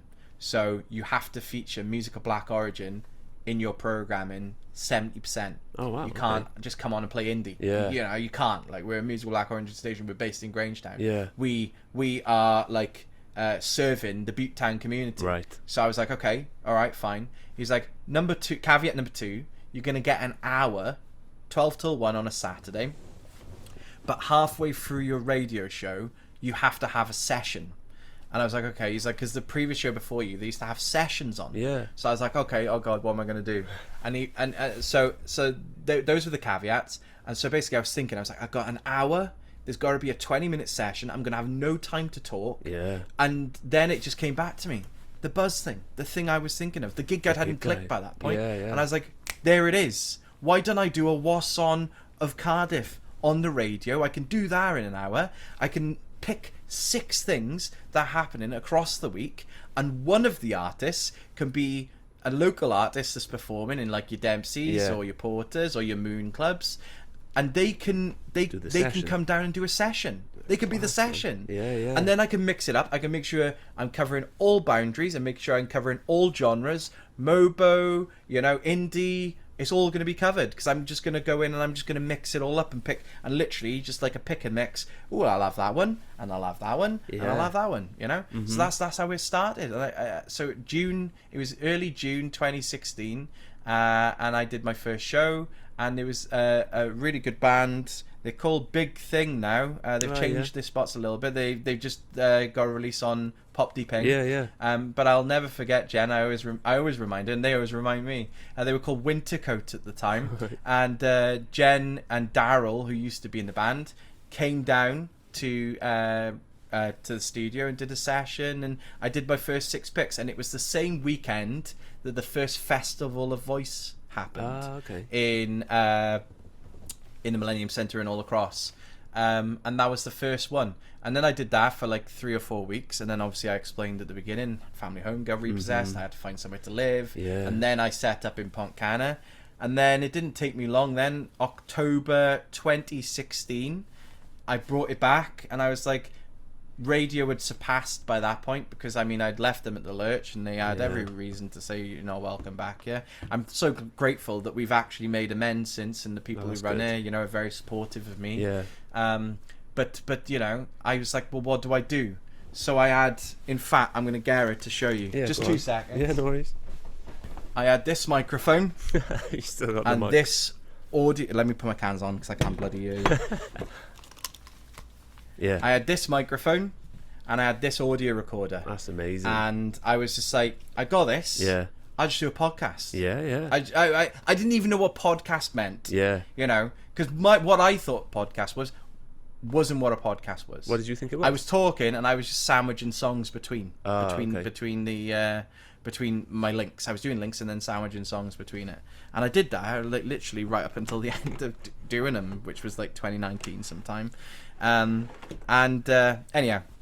because I thought, you know, that's what I did on the radio show. You know, you talk about them and then you play them so people can hear what they sound like. You know, that's a really important thing. If I'm talking about, like, you know, Buzzard, as they were called before they were Buzzard, like you know, like you say it and people, well, what do they sound like? Well, unless you play it, they're not going to hear it, you know? So you say, oh, they're playing, and oh my God, you know, they're like literally like, you know, T-Rex Incarnate and 1970s, you know, Lavishes and all this sort of stuff.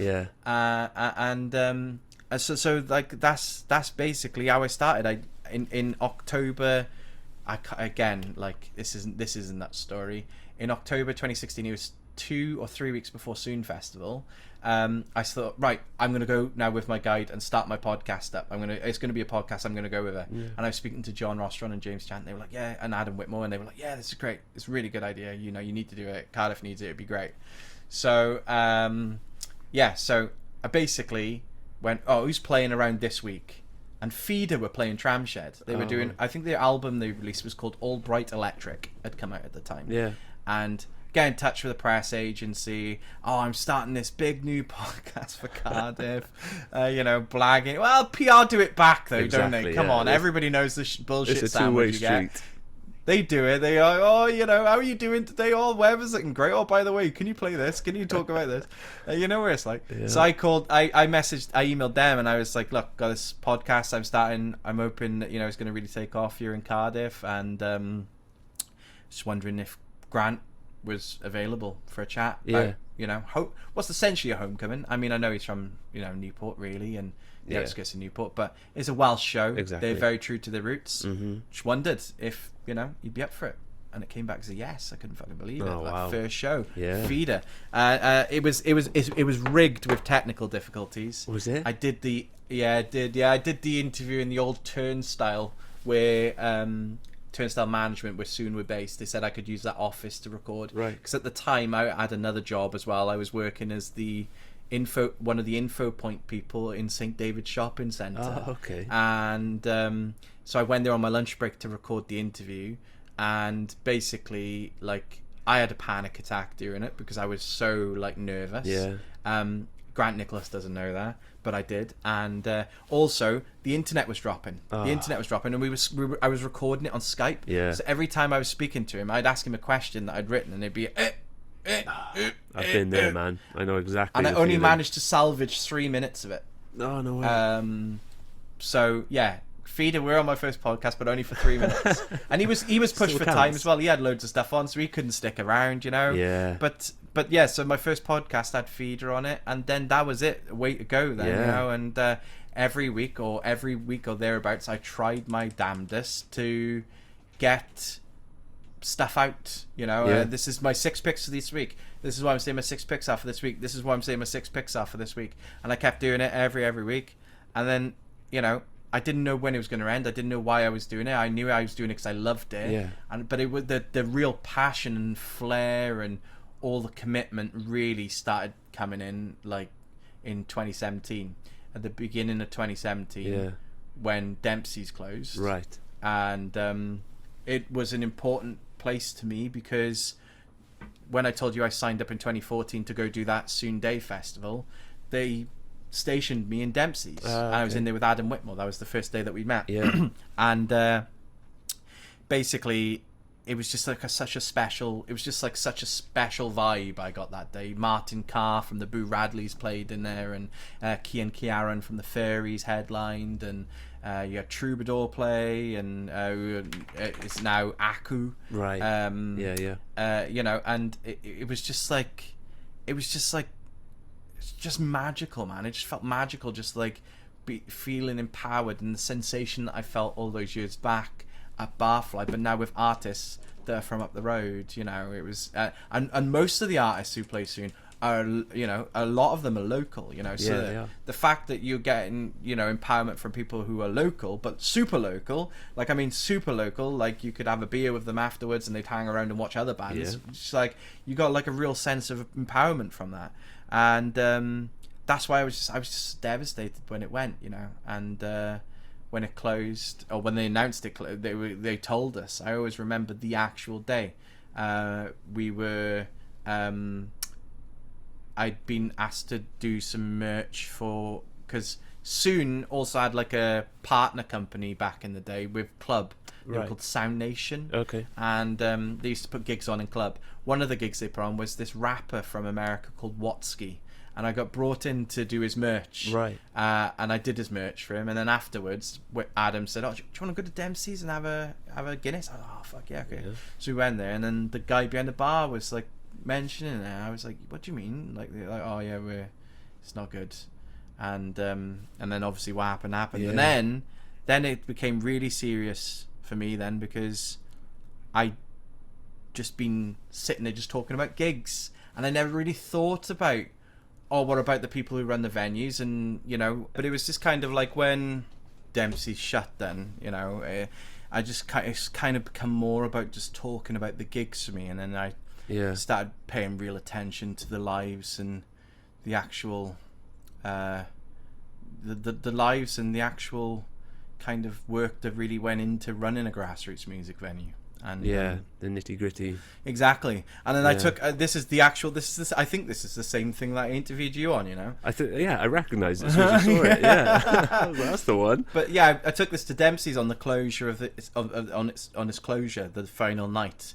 It was a local band called Railroad Bill were headlining. Oh, okay. And Johnny Cage and a Voodoo Groove played, I think. JC's Hopeless Sinners, names like that.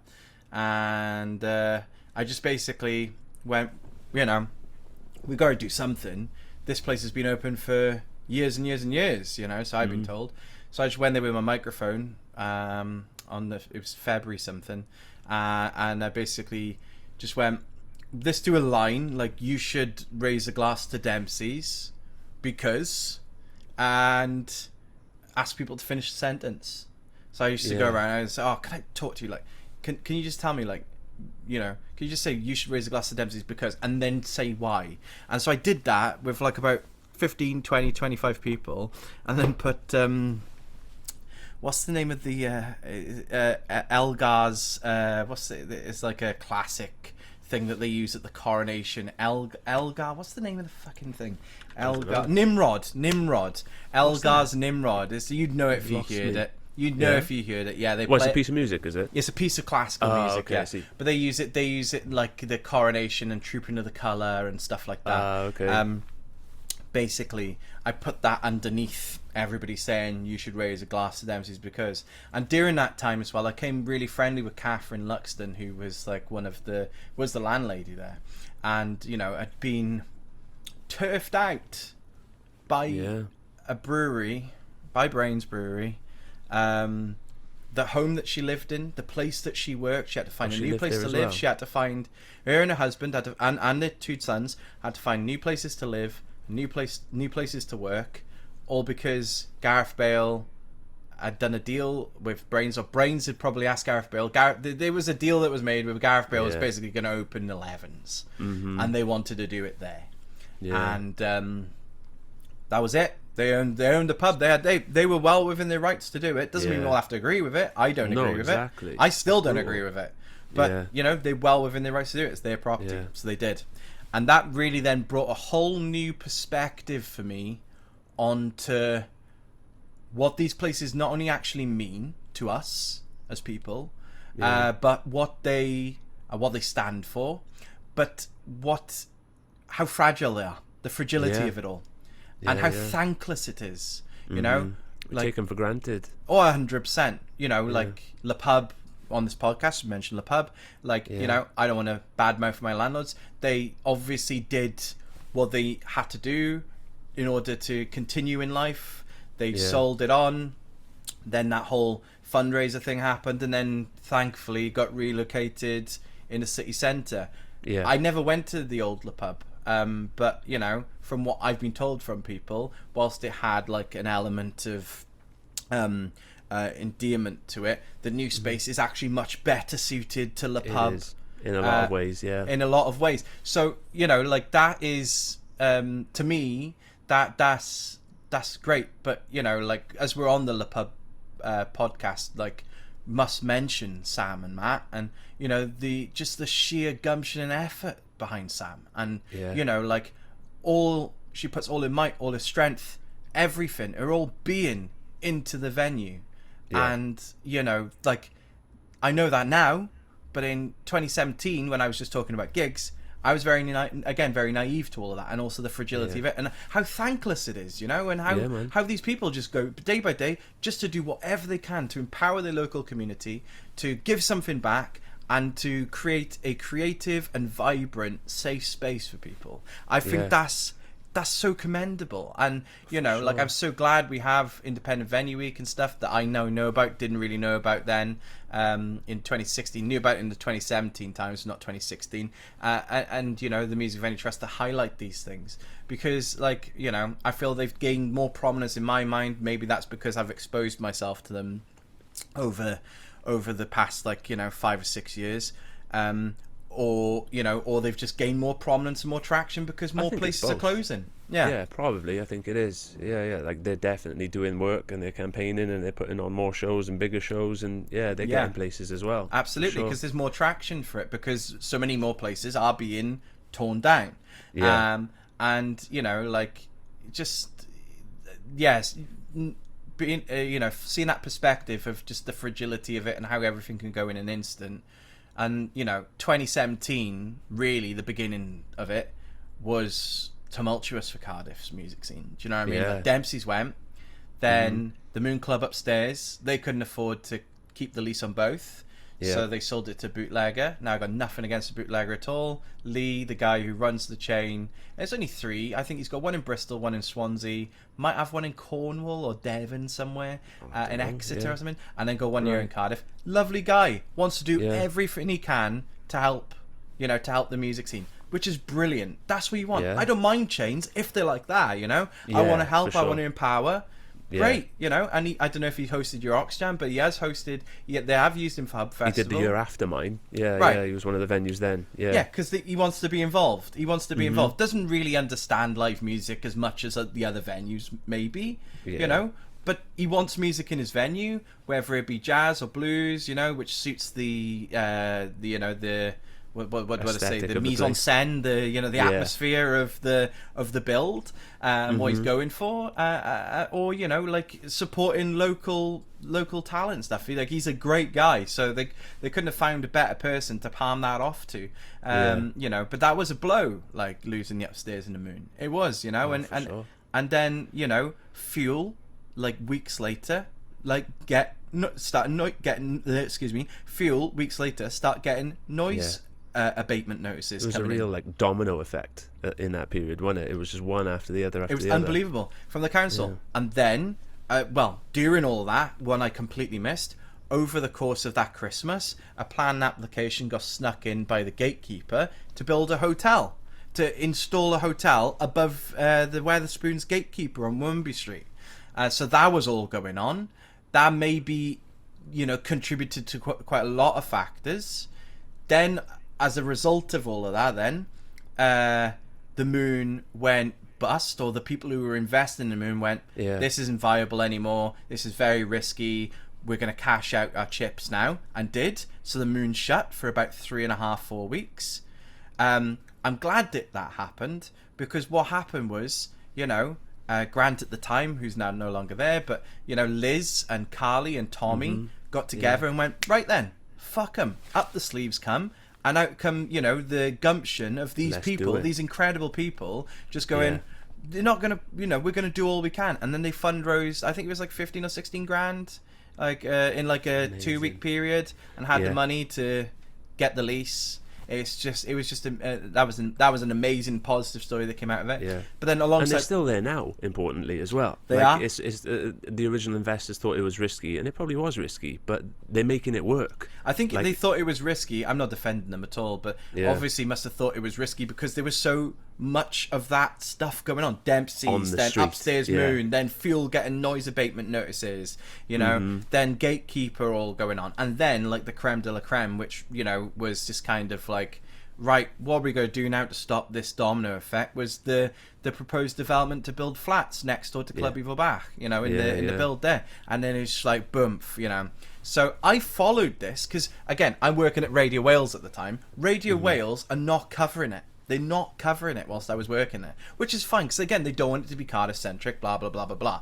So I followed it from the moment Dempsey shut, right the way through, and I was speaking to Ewan and Alex, who started the Saving Wimby Street campaign, and I remember speaking to them on the phone, and I said, boys, like, you want to do a march, you want to announce a march straight away, because if you don't announce a march, someone else is going to do it, because loads of people were fucking fuming about this, do you know what I mean? And what you don't want, whilst it's, it isn't helpful, but it's understood, I get it, is 3 or 4 different individual communities protesting in 3 or 4 different individual communities. Because what happens then is, if that happens, then the message becomes very diluted and convoluted, and maybe like the right key messages are not being addressed. Too many cooks. So I said to them, look, boys, you need to get out there, like, people, like, because they had loads of people sign up to the petition, so many people, they had thousands and thousands and thousands, and then like I was like, you need to arrange a date for a march right now, like, and get it out there. And so they did, and it was April 27th or 26th, 27th, 2017.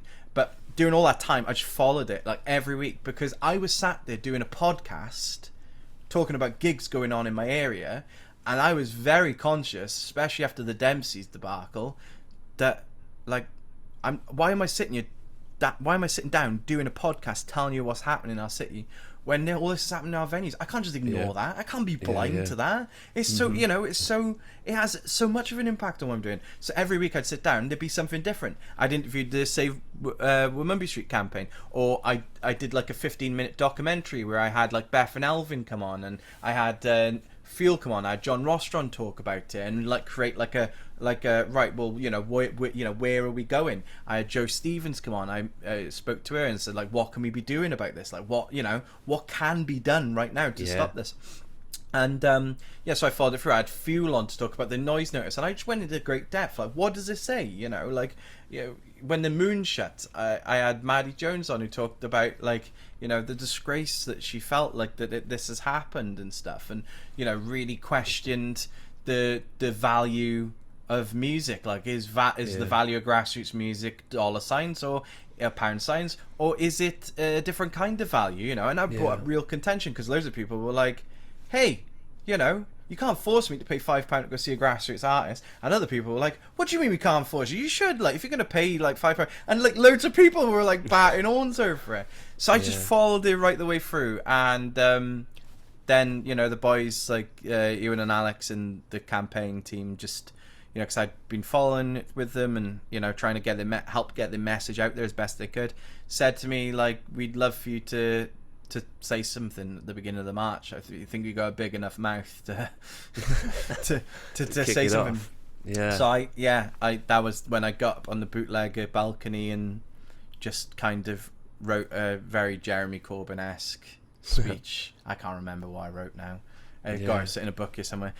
Loads of people have said to me ever since, like, what I did that day was just like so important, and that's really kind. Like, but you know, I just basically was just like, look, I got a mouth, I got a bit of brashness about me, and I want to speak up for people who can't speak up. Do you know what I mean? Yeah. I need to be fucking recognized, and actually need to be saying what you're doing is absolutely incredible, and we should really, really, really be investing our time, our money, and our energy into you. You know, just like Sam.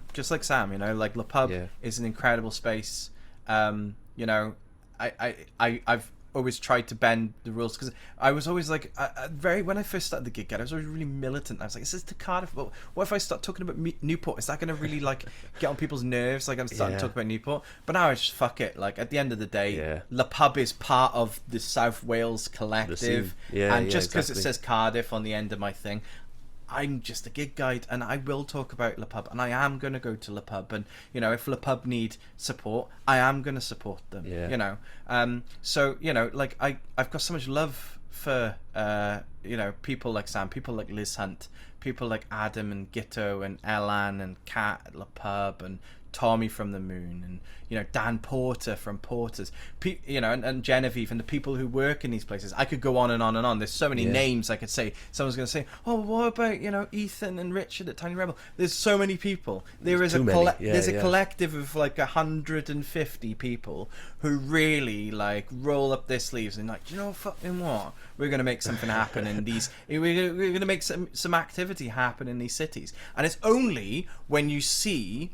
You know, it's only when that happens, where people roll their sleeves up and go, you know, we're going to make a difference here, and they do, and then the powers see them, they start to take notice. Nobody wanted to know Club Überbach or the Moon or anything like that before the Save on Wembley Street campaign. I remember Which is really sad. It is, man. You have to get to a point of crisis before people sit up and take notice. You don't know where it's got to till it's gone, right? Joni Mitchell. And it's been the same during the pandemic as well. Like with all the music venues kind of being in real dire straits financially. Yeah. Nobody set up and took notice until the doors closed. Until like we realised this is red alert. Like we might not survive this if something doesn't change. You know what I mean? Sure, I think nobody's quite sweeping. There are definitely people out there who care, I think, but I get what you're saying. Like the general sort of consensus is like there's not a, you know, you're passive people, and they're the people who sometimes are really important to whether you make or break. You know, and but not even the passive people, or really the people in power as well. Like the people with the money, the people who make the big decisions of whether things kind of survive or not during the pandemic. Yeah, like there's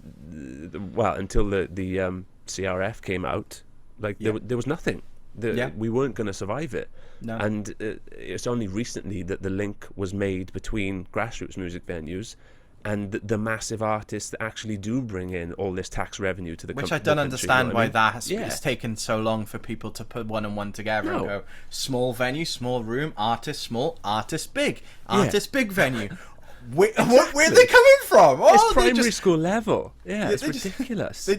I will give I don't know what the MPs are like in Newport, but I know. I feel like Sam has mentioned in the past that they've been quite supportive of Le Pub, but I just want to give a shout out to Joe Stevens and Kevin Brennan. You're in Cardiff. Kevin Brennan is Cardiff West. Joe Stevens is Cardiff Central.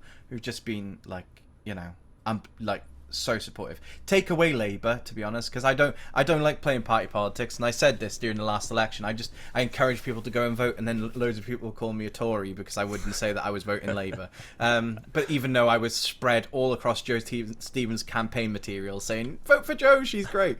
Take away the party politics. Joe Stevens and Kevin Brennan, for me, like, you know, whatever party, you know, even I'm gonna say it, I'm so sorry, but even if they were Conservative MPs, right? If Joe Stevens was a Conservative MP, I'd still vote for her. And why? Because she cares about the music scene. She avidly cares about it. She cares about culture. She sits on DCMS. She fights for South Wales music, you know, for Cardiff music, and she keeps her eye across Wales to see what's going on as well. Obviously, Cardiff Central is a constituency, so she's got more of an eye on that. But you know, she fights for it. Kevin fights for it. Kevin stands up, and they fight for it, mate. And you know, so they could be any party they wanted to be, you know, like they care, you know, and you've got to sometimes take a step back from the party and just look at the person. And you know, again, I'm not saying like vote Conservative, because like that'd be daft, because I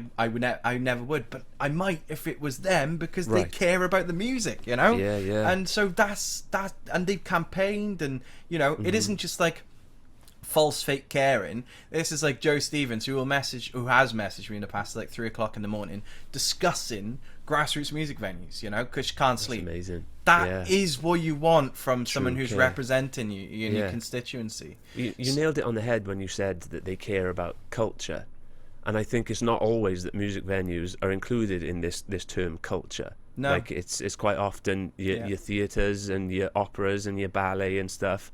Why is it exclusively that? Why our kind of music, and Woman Be Street and Goody Who is definitely 100%, almost indisputably a part of culture and Cardiff culture. Because it's still got quite a bit of tartness to it, isn't it? Like tart in terms of like a sour sweet sort of taste to it. It's I think like the recognition that it deserves hasn't been there, and because it hasn't been there, people are just like, oh, it's a toilet, you know, it's just like a place where people go. No, but that's how people have viewed these places, and that really frustrates me like no end, you know, because actually, yes, so it's not all glitz and glamour, and you know, maybe the toilets aren't the cleanest in the world and they've got stickers everywhere, you know, like, but you know, at the end of the day, that does not define what goes on in those venues. And in fact, the dingy toilets, like TJ's, let's talk about TJ's toilets, right? Holy shit. TJ's toilets. I never went into the ladies, but the men's by the bar, well, it was so like Train Spotting. That's what I'm going to say. You know what I mean? Like, I got real Train Spotting vibes in there. But that's fine. Like, I don't mind it, because, you know, like, you expect it. And that doesn't, like, you know, like, that adds to the character of it, you know. But some people just look at these places and think, oh, they're dingy, dim lit, you know, buildings. They got a particular potent smell to them of, like, sticky ale on the floor. I miss that smell. Oh, but get fucked. That's part of the character of these places. Just because the Motor Point gets the floor polished every fucking week or whatever, do you know what I mean? Who cares? These places are so important. These rooms are so important, because without them, and I love the nooks and crannies about it. I love the fact that, you know, if someone in Goody Who needed to go for a wee and needed to use the female toilets, they'd have to, I mean, you know, should have been gender neutral, but I don't know. That's up for another debate. But, you know, had to go, like, past the stage, through the crowd, out through the side door, and then up the stairs, you know. I love the challenges of that. Like, it's great. It makes it more fun that you've got to like clamber over people go for a fucking wee. Find them for a start. Find them. Yeah, exactly. So, you know, like there was this clear view, I think, for a long time, and I think it still exists, of what these spaces are, and it's up to us, really, as people who love them and advocate them and, you know, pushed it for them to do well, to say, no, fuck you. These places mean everything. These places mean everything to everybody. You know, I get so emotional over it, because it really is, you know, time after time after time, you see success story after success story after success story making it in these places and then getting bigger, and you think, fuck, if you take this away, not only are you taking away these spaces so the musicians can't do that, but you're also affecting the community. You are destroying a fucking community. When they got rid of Dempsey's, they didn't destroy a community, but they definitely diluted it. There was a big blues scene out of Dempsey's. There was a blues night, there was a jazz night, there was a folk night. Those nights had to find somewhere else to go. Some of them didn't exist afterwards, you know? And it diluted those communities that went, well, fuck it, there's no point now, you know? And some people were like that, you know? and then, you know, so like the whole 2017 thing was just like, it was a tidal wave of emotion, you know. It was kind of like up 1 minute, down 1 minute, up 1 minute, down 1 minute. And then when the march happened and stuff, and it was around election time, and promises were made, some of them were kept, some of them took years to come to the surface, and, you know, it kind of happened at the right time, really. Whereas, you know, the Guildford Crescent campaign, which followed a couple of years later and started 2019, it wasn't at the right time. It was very much in the middle of everything, and whilst we had a groundswell of support, and, you know, I'm still humbled to this day when people mention it, just, you know, and it wasn't for me to really take over. It wasn't like, oh, I'm in charge of like campaigning and stuff. The families on Guildford Crescent didn't have a voice. No one wanted to, no one felt comfortable doing it. And I was like, I will be fucked if I've just done a 10 years of Goody Who special here and gone into the history of this place and like what it stood for and has done, and, you know, like the family run businesses on the street, I will be fucked over my fucking dead body. Am I going to stand back and be silent and allow them to just be turfed out? So I just kicked up a fucking stink over it, because I was like, well, no one else is gonna, you know? If I don't do this, no one else is gonna do it. So that's why, you know, I just started the Save Guildford Crescent thing. And, you know, it humbles me that people still say, you know, like, you know, say nice things about that, but I'm just doing what I think's right, like, and necessarily not all the time what I'm doing what I think's right is what's right, you know. Well, and I'm up for people critique. Think is right. Like, True. I was there on that day as well, and there were thousands of people there. Like, clearly you weren't the only one that thought that was right. Like, True. there was all of us that thought it was right. Yeah. So, like, you weren't on your own. Like, you weren't being headstrong for no reason by any stretch of the imagination. Yeah, I mean, it's, you know, I don't want to come across as like this narcissistic, egotistical person that thinks that, you know, I'm the fucking cock of the walk. I'm really not, you know. I just want to help people succeed, and if my mouth and my fingers on social media can help bring attention or awareness or let people know what's going on or whatever, like, you know, like, I'll do it. Like that, the gig guide didn't start the way that it is now, you know, like, it was a guide to tell people what was going on, but then I started thinking, fucking tickets go on sale for gigs in advance, sometimes a long time in advance, so the promoter can get their fill and go, well, there's my deposit. We know that, you know, 7,000 people are coming to this concert. Yeah. So they announce it about a year before it's going to happen, or 8 months or 6 months before it's going to happen. But the tickets don't go on sale a week before the show. The tickets go on sale a week after they've announced. So, you know, you'll get like, what was a big one recently? Little Mix, I think I saw on Motorpoint. That's a relatively fresh one. This just used Little Mix, right? Because I'll talk about anything, me. I'm not pigeonholed. Like, I will give anything a go, and I'll give anything a listen. I stream now as well. Do streaming, game streaming, and I'll play anything. I'm the same with games as I am with music. And I'll give anything a go, you know. So Little Mix is a prime example, and they announce it, and they say, it's happening next year. Obviously, it's going to be happening next year in 2022, because, you know, most arena shows are now, and the touring circuits. It's going on. It's happening next year. Tickets go on sale on Friday. Now, if you're a massive fan of Little Mix, right, Ben? Obviously, I am. Obviously, yeah. I can see the sticker there on your. But if you're a massive fan of Little Mix and you don't have social media, or you use it very sort of casually, or, you know, you don't listen to the radio or whatever, because not all these gigs get featured on radio. Not all like, you know, how are you supposed to know it's happening? Yeah, you know, and not 9 times out of 10, that's probably a massive overestimation, but a good half, 50%, 60% of the time, people don't know that they're happening. And then what happens? Scalpers come in, buy all the tickets, secondary ticket resale websites. Yeah, exactly. And then when you want to go, you go, fucking hell, Little Mix play Cardiff. Oh my god, I could take my daughter and all that, my sister and all that. Yeah. On you go, tickets are all sold out, but they're on Viagogo for fucking twice the price. Exactly. You know? So I was like, right, we got to do something about this. So then I started doing my just announced stuff. So anytime I would, like, literally, I've got it to a point now where I'm finger on the pulse on all ticketing websites, on all venue websites. Anything gets announced, within 5 minutes of it being announced, I've posted about it. Or I tried to. I tried to most days. That's cool, man. 5-10 minutes.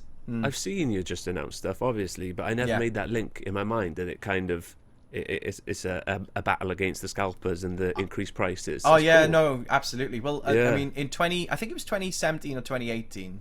Must have been 2017, 16 or 17, because I did a talk on this in Porter's before I got really ill in 2018.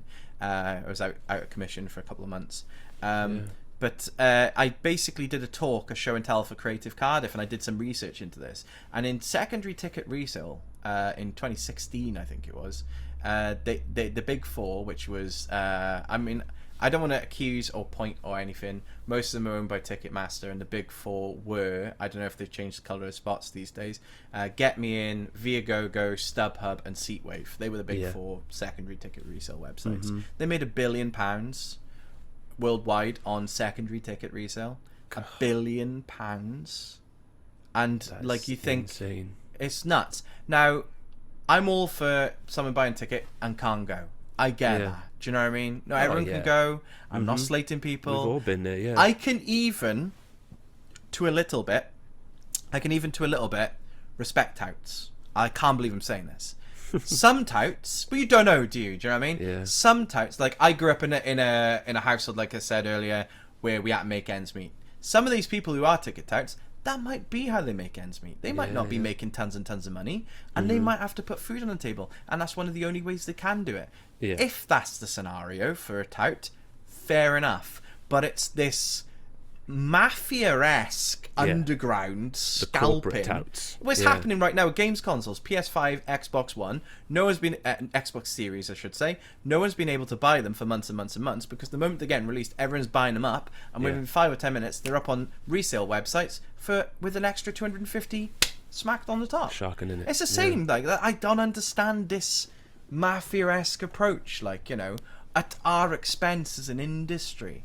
Yeah. So that's why I started the Just Announced stuff, and then I just thought, oh, well, we could do like one to watch, you know, like I'll do one to watch. So, like, you know, if there's a really cool gig coming up, I'll do like a one to watch, just like a quick feature. This is what the music are about. If you fancy them, for fans of these, go check them out. It started to become serious then, middle of last year, when I started, like, Alex, who's my illustrator, who I must give a massive shout out, I met him in university, and he stuck with me, and he believes in this project, and, you know, we are starting to think bigger and badder about the gig guide moving forward, especially as we're on the road back to recovery now with gigs and stuff. Yeah. And we are thinking bigger and badder and better about ways we can tackle it and ways we can bring awareness to a whole new high.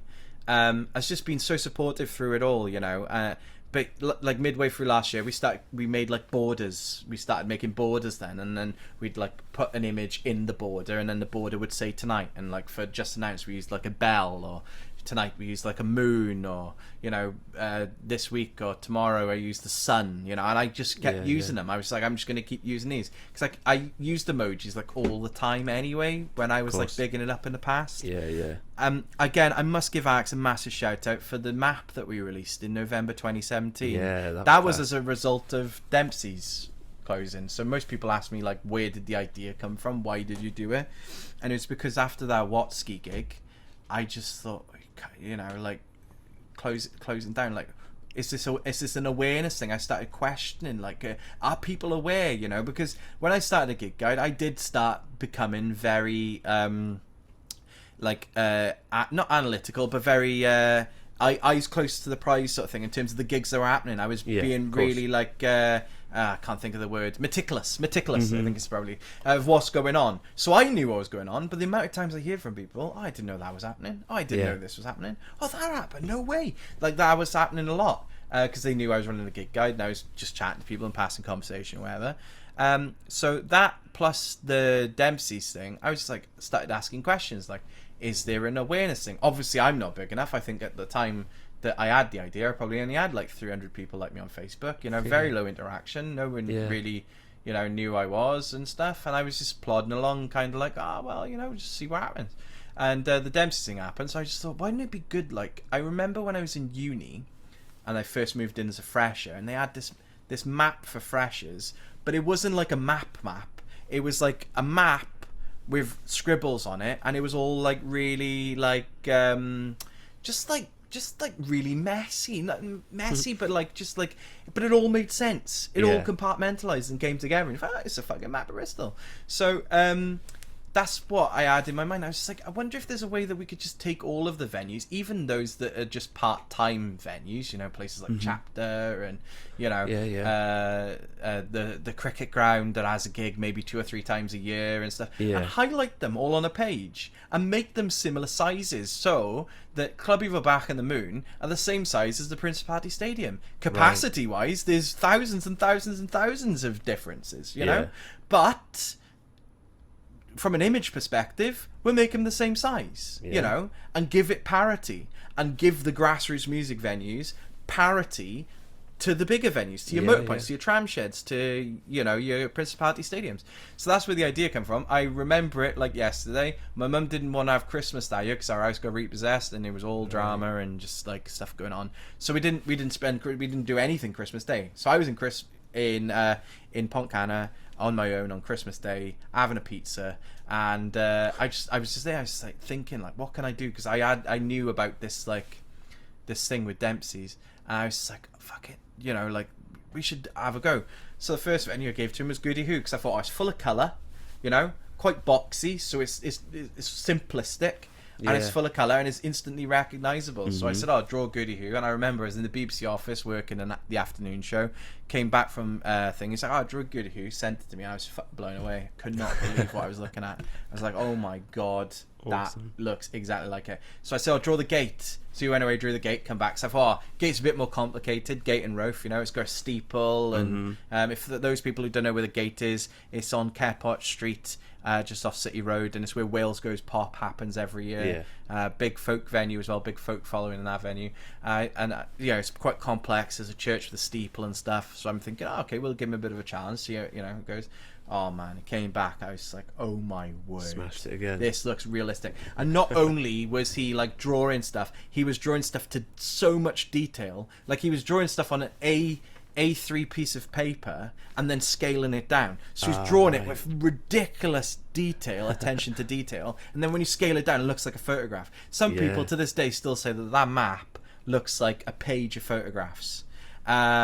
Which is madness. Redrawn. That's amazing. Oh mate, and then like I said, I'll do St. David's Hall. Oh my God. And the St. David's Hall, it's got like little squiggles, but you know it's peacocks. You can tell it's the peacocks logo. Yeah. But the way he's drawn it, it doesn't say peacocks, but you know it's peacocks. Yeah. And the like perspective of it just blew my mind. So I must give him a massive shout out, because, you know, he's been such an incredible part of my gig guide journey, really, and, you know, like makes my posts stand out because, you know, of his drawings.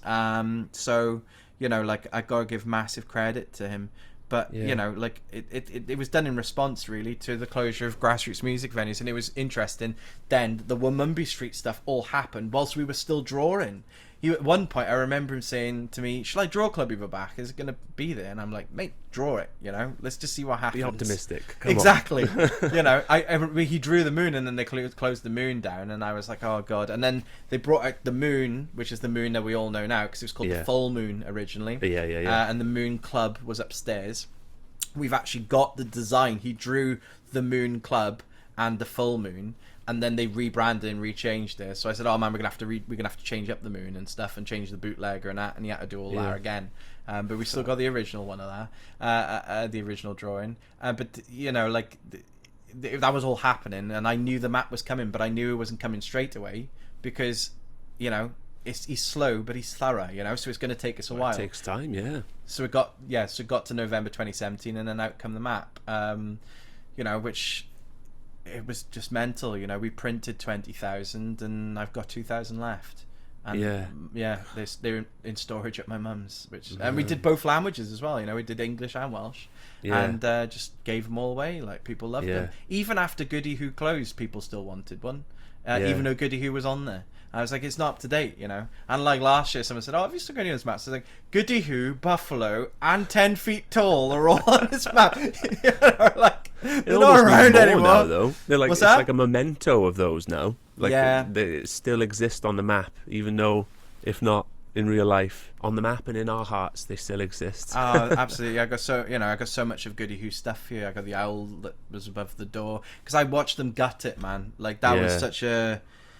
It was just such again as a tidal wave of emotions, and more so than the Womanby Street thing, because I was with the families pretty much every day, and I was with the business owners pretty much every day, and I was seeing the conversations of we're gonna have to let you go, you're gonna have to find a new job, and these were people who have been working for Madeira and Thai House for like 15-20 years. I was seeing tears. I was seeing tears from the staff. I was seeing tears from the owners. And I was seeing these like really like close to the bone conversations that again gave me an even deeper perspective into these thankless jobs and what people go through on a day-to-day basis with their landlords, and all this hidden stuff that you don't see when you rock up to see a gig. You come to see a gig, you see a band play, you have a good time, you have a couple of drinks, you meet someone, you fall in love with them, you might meet your new best friend, you might meet your new favorite band.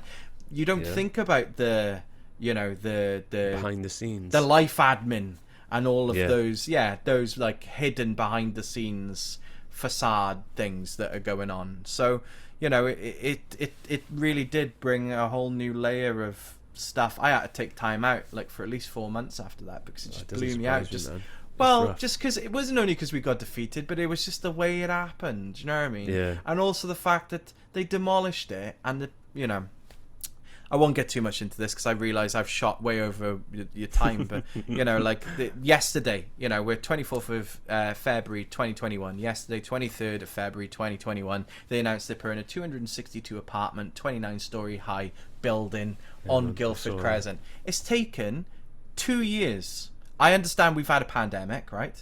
But it's taken 2 years for that decision to be made. Now, pandemic didn't hit until January, February, March 2020. Those businesses could have had an extra year on that street gratis.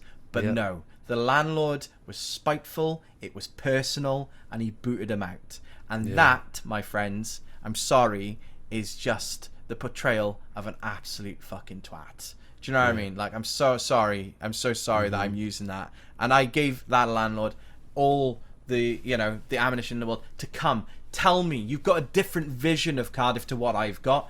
I respect that. Talk to me, engage with us, talk to us. And they just literally put the wall up and would not speak to us. He never even spoke to you at all? Never spoke to me once. The entire time I messaged him. I kept emailing. Someone leaked me his email address. I emailed him and I was very polite. I wasn't going to mouth off at him or anything like that. I understand that people got different visions, but at least open the bridge of communication. Discuss. Make a compromise. They could have had an extra year on that street. They could have had time to find new premises, and they didn't, and they got booted out. 100 people lost their jobs, and that's 100 people that got families, that got children, that got people they're supporting on, or they're relying on, or they're supporting. That's a lot of people. And it is, man. 10 is a lot of people. 100 is astronomical. So I can't believe that it has taken 2 years in order for that to come to fruition, and that ground laid vacant and bare for all that time. I understand there was a pandemic. Obviously, that's going to slow up plans, but nothing happened in 2019, and those businesses, those buildings didn't need to be demolished for at least a year. And I'm so devastated that compromise couldn't be reckoned with, really. Because I think Le Pub were extremely lucky to be able to move successfully like we did. Like you say, it's unlikely that Goody Who are going to be coming back, but it's because these places are so unique. Like their culture can't be replicated. You know what I mean? And I think we were really lucky in a lot of ways, both with the building, with the support that we got from the community, with, like you say, with Sam and the effort that she was willing to put in, and just by some miracle we were able to transport the culture from one place to another.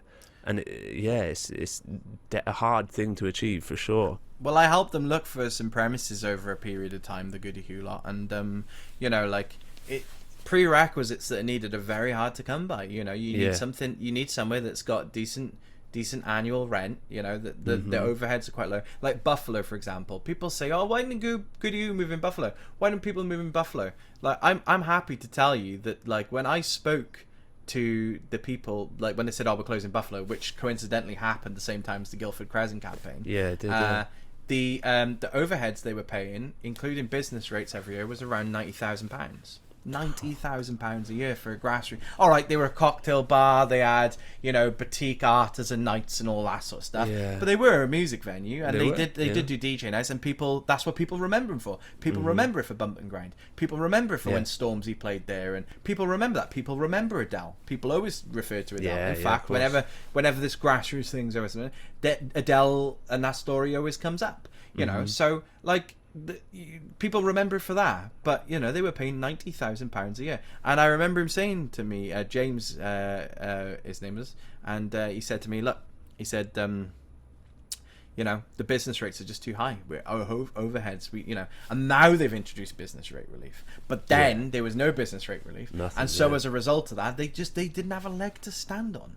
And it was so high, they were losing money, like they were hemorrhaging personal investiture as well, their own money, it wasn't a business anymore. They were then having to pay out their own pocket, and I think that's another thing we need to give people plaudit for, is that grassroots music venues sometimes don't make even, they don't break even, for sure. And people who run these places put in their own pocket into their future savings, or investiture for their future pension or whatever, are using that money to power that building, that building. And so I confidently say that that's the case more often than not, I would say. Yeah. And it's so sad that's not the way it should be. Not the way it should be at all. It's the same with art, innit? Art, I've always seen it this way, and I've always thought that the government's views of art have always been the same. Art is great when we want it to happen.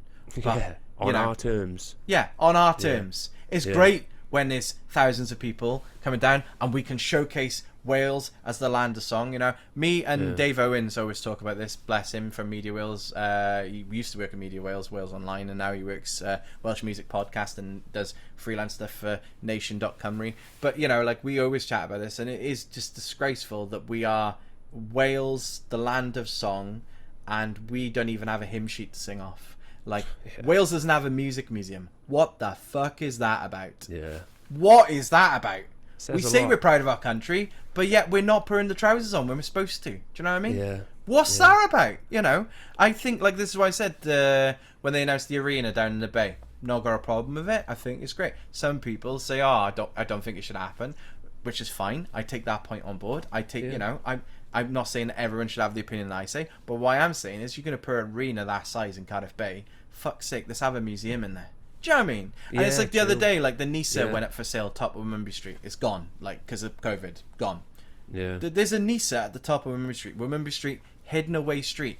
There's fucking open something in there that is flamboyant, that is colourful, that is vibrant, that says, big fucking arrow, by the way, there are grassroots music venues down that street. Le Pub is great in the sense that it's very visible now, as opposed to where it was before. Because before it was tucked away down the street. It was lovely and blue. You could, you're like, hang on a minute, what's that blue building over there? Once you got to the street, you could see it. You got to the street, but it was off one of the side streets up to the train station. But now it's incredibly visible. Wimberley Street, unfortunately, is still very invisible, and it's so strange. Even up to just before the pandemic. At all the campaigns, the people who we managed to reach for those campaigns know they're there, but tourists still don't know it's there. I'm trying so hard to raise awareness of it, but people still don't know it's there. And it's cross-sectioned, it's wedged in between two of the busiest streets in Cardiff city centre, St Mary Street and Westgate Street. And it's there, and most people, I say most people, but I always think it's when I go to a big arena show. There's 10,000 people there or whatever. 7,500 I think is the capacity at Moat Point Arena. I think, how many of these know Wimberley Street? Let me say that again. How many of these know Wimberley Street exists? Do you know what I mean?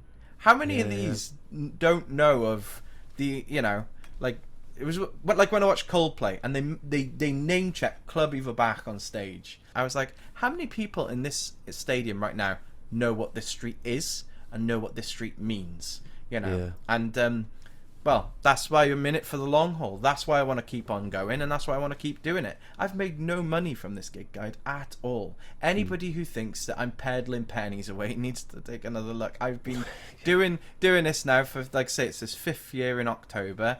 I've tried my hardest to be committed to the cause. Obviously, I got to take work when work comes up, because how else am I supposed to pay my rent?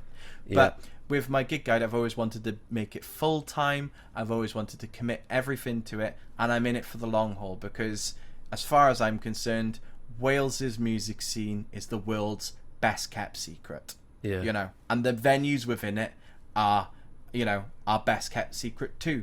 And we need to get people to know that these exist, and you know, and know the stories that emanate from them. I love the stories that emanate from them, you know, like all the, how do you remember this time, like it just generates so many anecdotal experiences. I could sit here till 2:00 this morning, and we probably will at this rate, and just reel off like every like anecdotal experience I've had in a grassroots music venue here in Wales, you know, and it is so important that we keep those stories going. Yeah, man.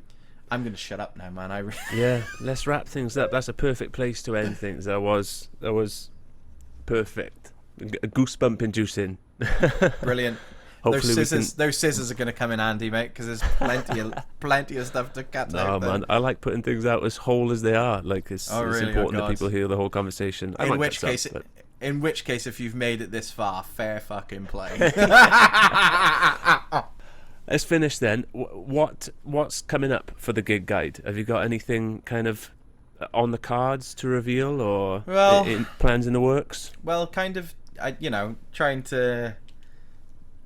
I'm not trying not to play it too close yet, because I simply because we just don't know where these next few months are going to take us in terms of a journey. Yeah, we have a potential project in the pipeline that we think will aid and abet live music here in South Wales and hopefully Wales. I've toyed with the idea for ages. Loads of people said to me, you should make Minty's Gig Guide all Wales. I don't know what to do about that. I don't know if that's if that's the right recourse. It's like I want to, but because I appreciate, like I say, the pub I've adopted, I'm just like, fuck it, I'm just talking about the pub now. I've made that rule. Fuck it, I'm doing it. And there will be other places in Wales that just need that love and attention that ain't getting it in Aberystwyth, in Carnarvon, in Bala, in Llandudno.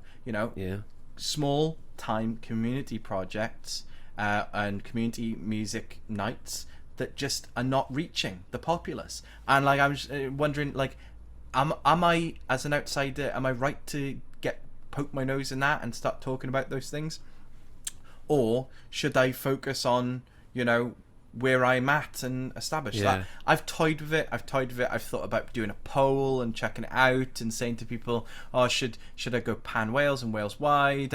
I just don't know. It's hard, don't, man, because there's pros and cons. Like you say, those places do need support, and they would benefit from a voice like the Gig Guide. Sure. But like you say, like the special thing, the beautiful thing about the Gig Guide to Cardiff is that you are so involved in the gig scene in Cardiff. Like, it is very much first-hand, what's going on kind of thing. I think I would definitely get to that level in Wales if I committed to doing it a Wales-wide project. And I'd go to these places. I'd would take time out of the calendar to make sure I'm visiting at least a full week out of a month in different places across Wales, as well as going to Cardiff. But I'm also really conscious that there are things that exist. I want to give a shout out to Swansea Music Hub, who try and at the moment we're in a pandemic, but when we were very much out of a pandemic, we're trying very hard to instigate some form of gathering and community of and bringing together amalgamation of what was going on in Swansea. Focus Wales operate out of Wrexham, and anytime there's stuff going on in Wrexham, they very much talk about that. Diverse, and Le Pub in Newport, as well as being a community space. Le Pub is so much more. I mean, you go a podcast. You're reaching out to communities. This is what you're doing, right? So I'm really conscious that those sorts of things are happening, and I don't really want to stamp on toes. I more just want to compliment and, as I say, aid and abet these places. So I don't know. I'm still up in arms as to whether that's a goer or not, but we got something in the pipeline that we think is a goer in terms of, you know, really helping get the recovery back up for live music, especially in the South Wales area of Newport and Cardiff. And I don't want to say too much just in case it doesn't happen. Why promise something if you can't deliver on it? You know, that's why I've literally not said anything to anyone about it. But we've been working on it day and night. I've been working on it for like the past 7 or 8 months. You know, I'm quite happy with where we're at. But again, it's getting something like this lifted, funded, off the ground. It's always getting support stakeholders and stuff like that.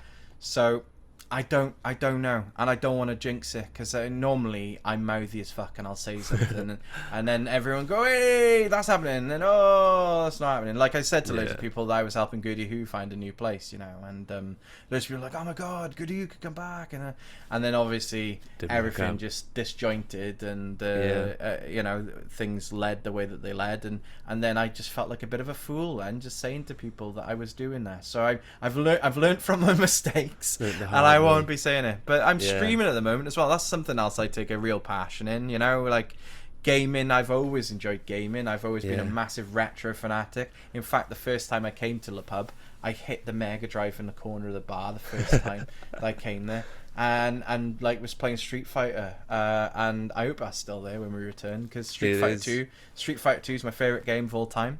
When people can approach the bar again, it will be there waiting for them. Yeah. Excellent. Rubbing my hands just in case you wondered what that weird noise was. But yeah, I mean, I've been collecting games now. All of my wages, other than going into injecting money into the gig guide, has gone on like buying retro games. Like I've been doing it, you know, since the past 10 years, but more actively and more prominently, you know, the past like 4 or 5 years, where I've had a little bit more of a disposable income. So yeah, I've been collecting. Now I've got like over 15 consoles, over 700 games, and I'm just like, why didn't I just like start playing these games to an audience? And someone said, I remember someone saying to me, I can't remember who it was now, I said, have you thought about like getting on Twitch? And I was like, no, I never really thought about it. So I started watching people Twitch, and I just couldn't believe it that you had like over 150 people, sometimes for the big boys and girls, you got like, you know, 25,000, 30 people watching someone play a game, and you're like, what the fuck? So I said I'd just be happy with one person.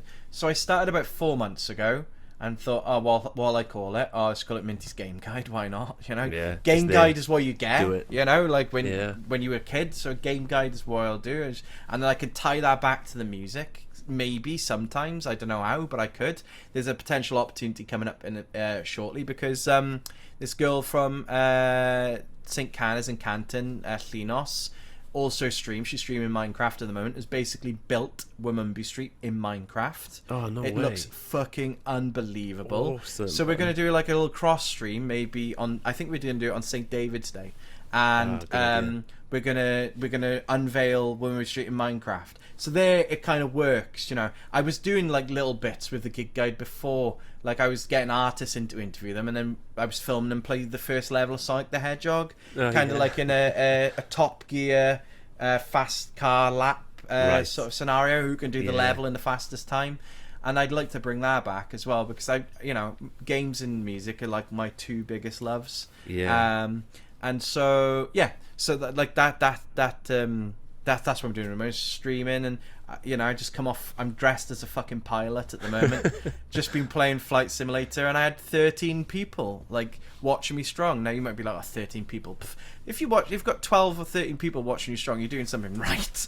So I don't know what it is that I'm doing right, but I'm enjoying it, man. I'm enjoying sharing the love. Like, I'm all about sharing. I love sharing my limited potted knowledge of music with people, and then hearing people's stories come back as well. And I'm the same with games. I love so that was weird for me, man. I talked an awful lot because you asked a lot of questions, but it's weird because I normally ask people the questions. You're the other side of the mic. How was it? Was it an enjoyable experience or not?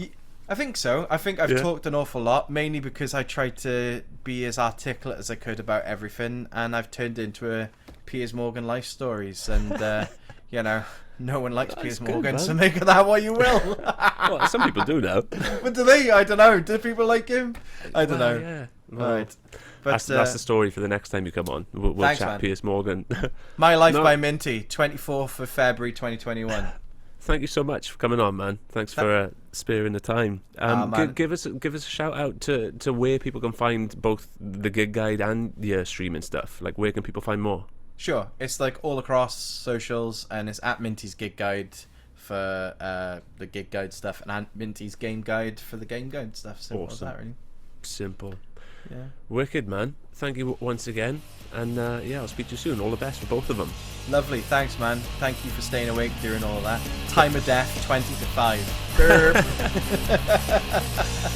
5.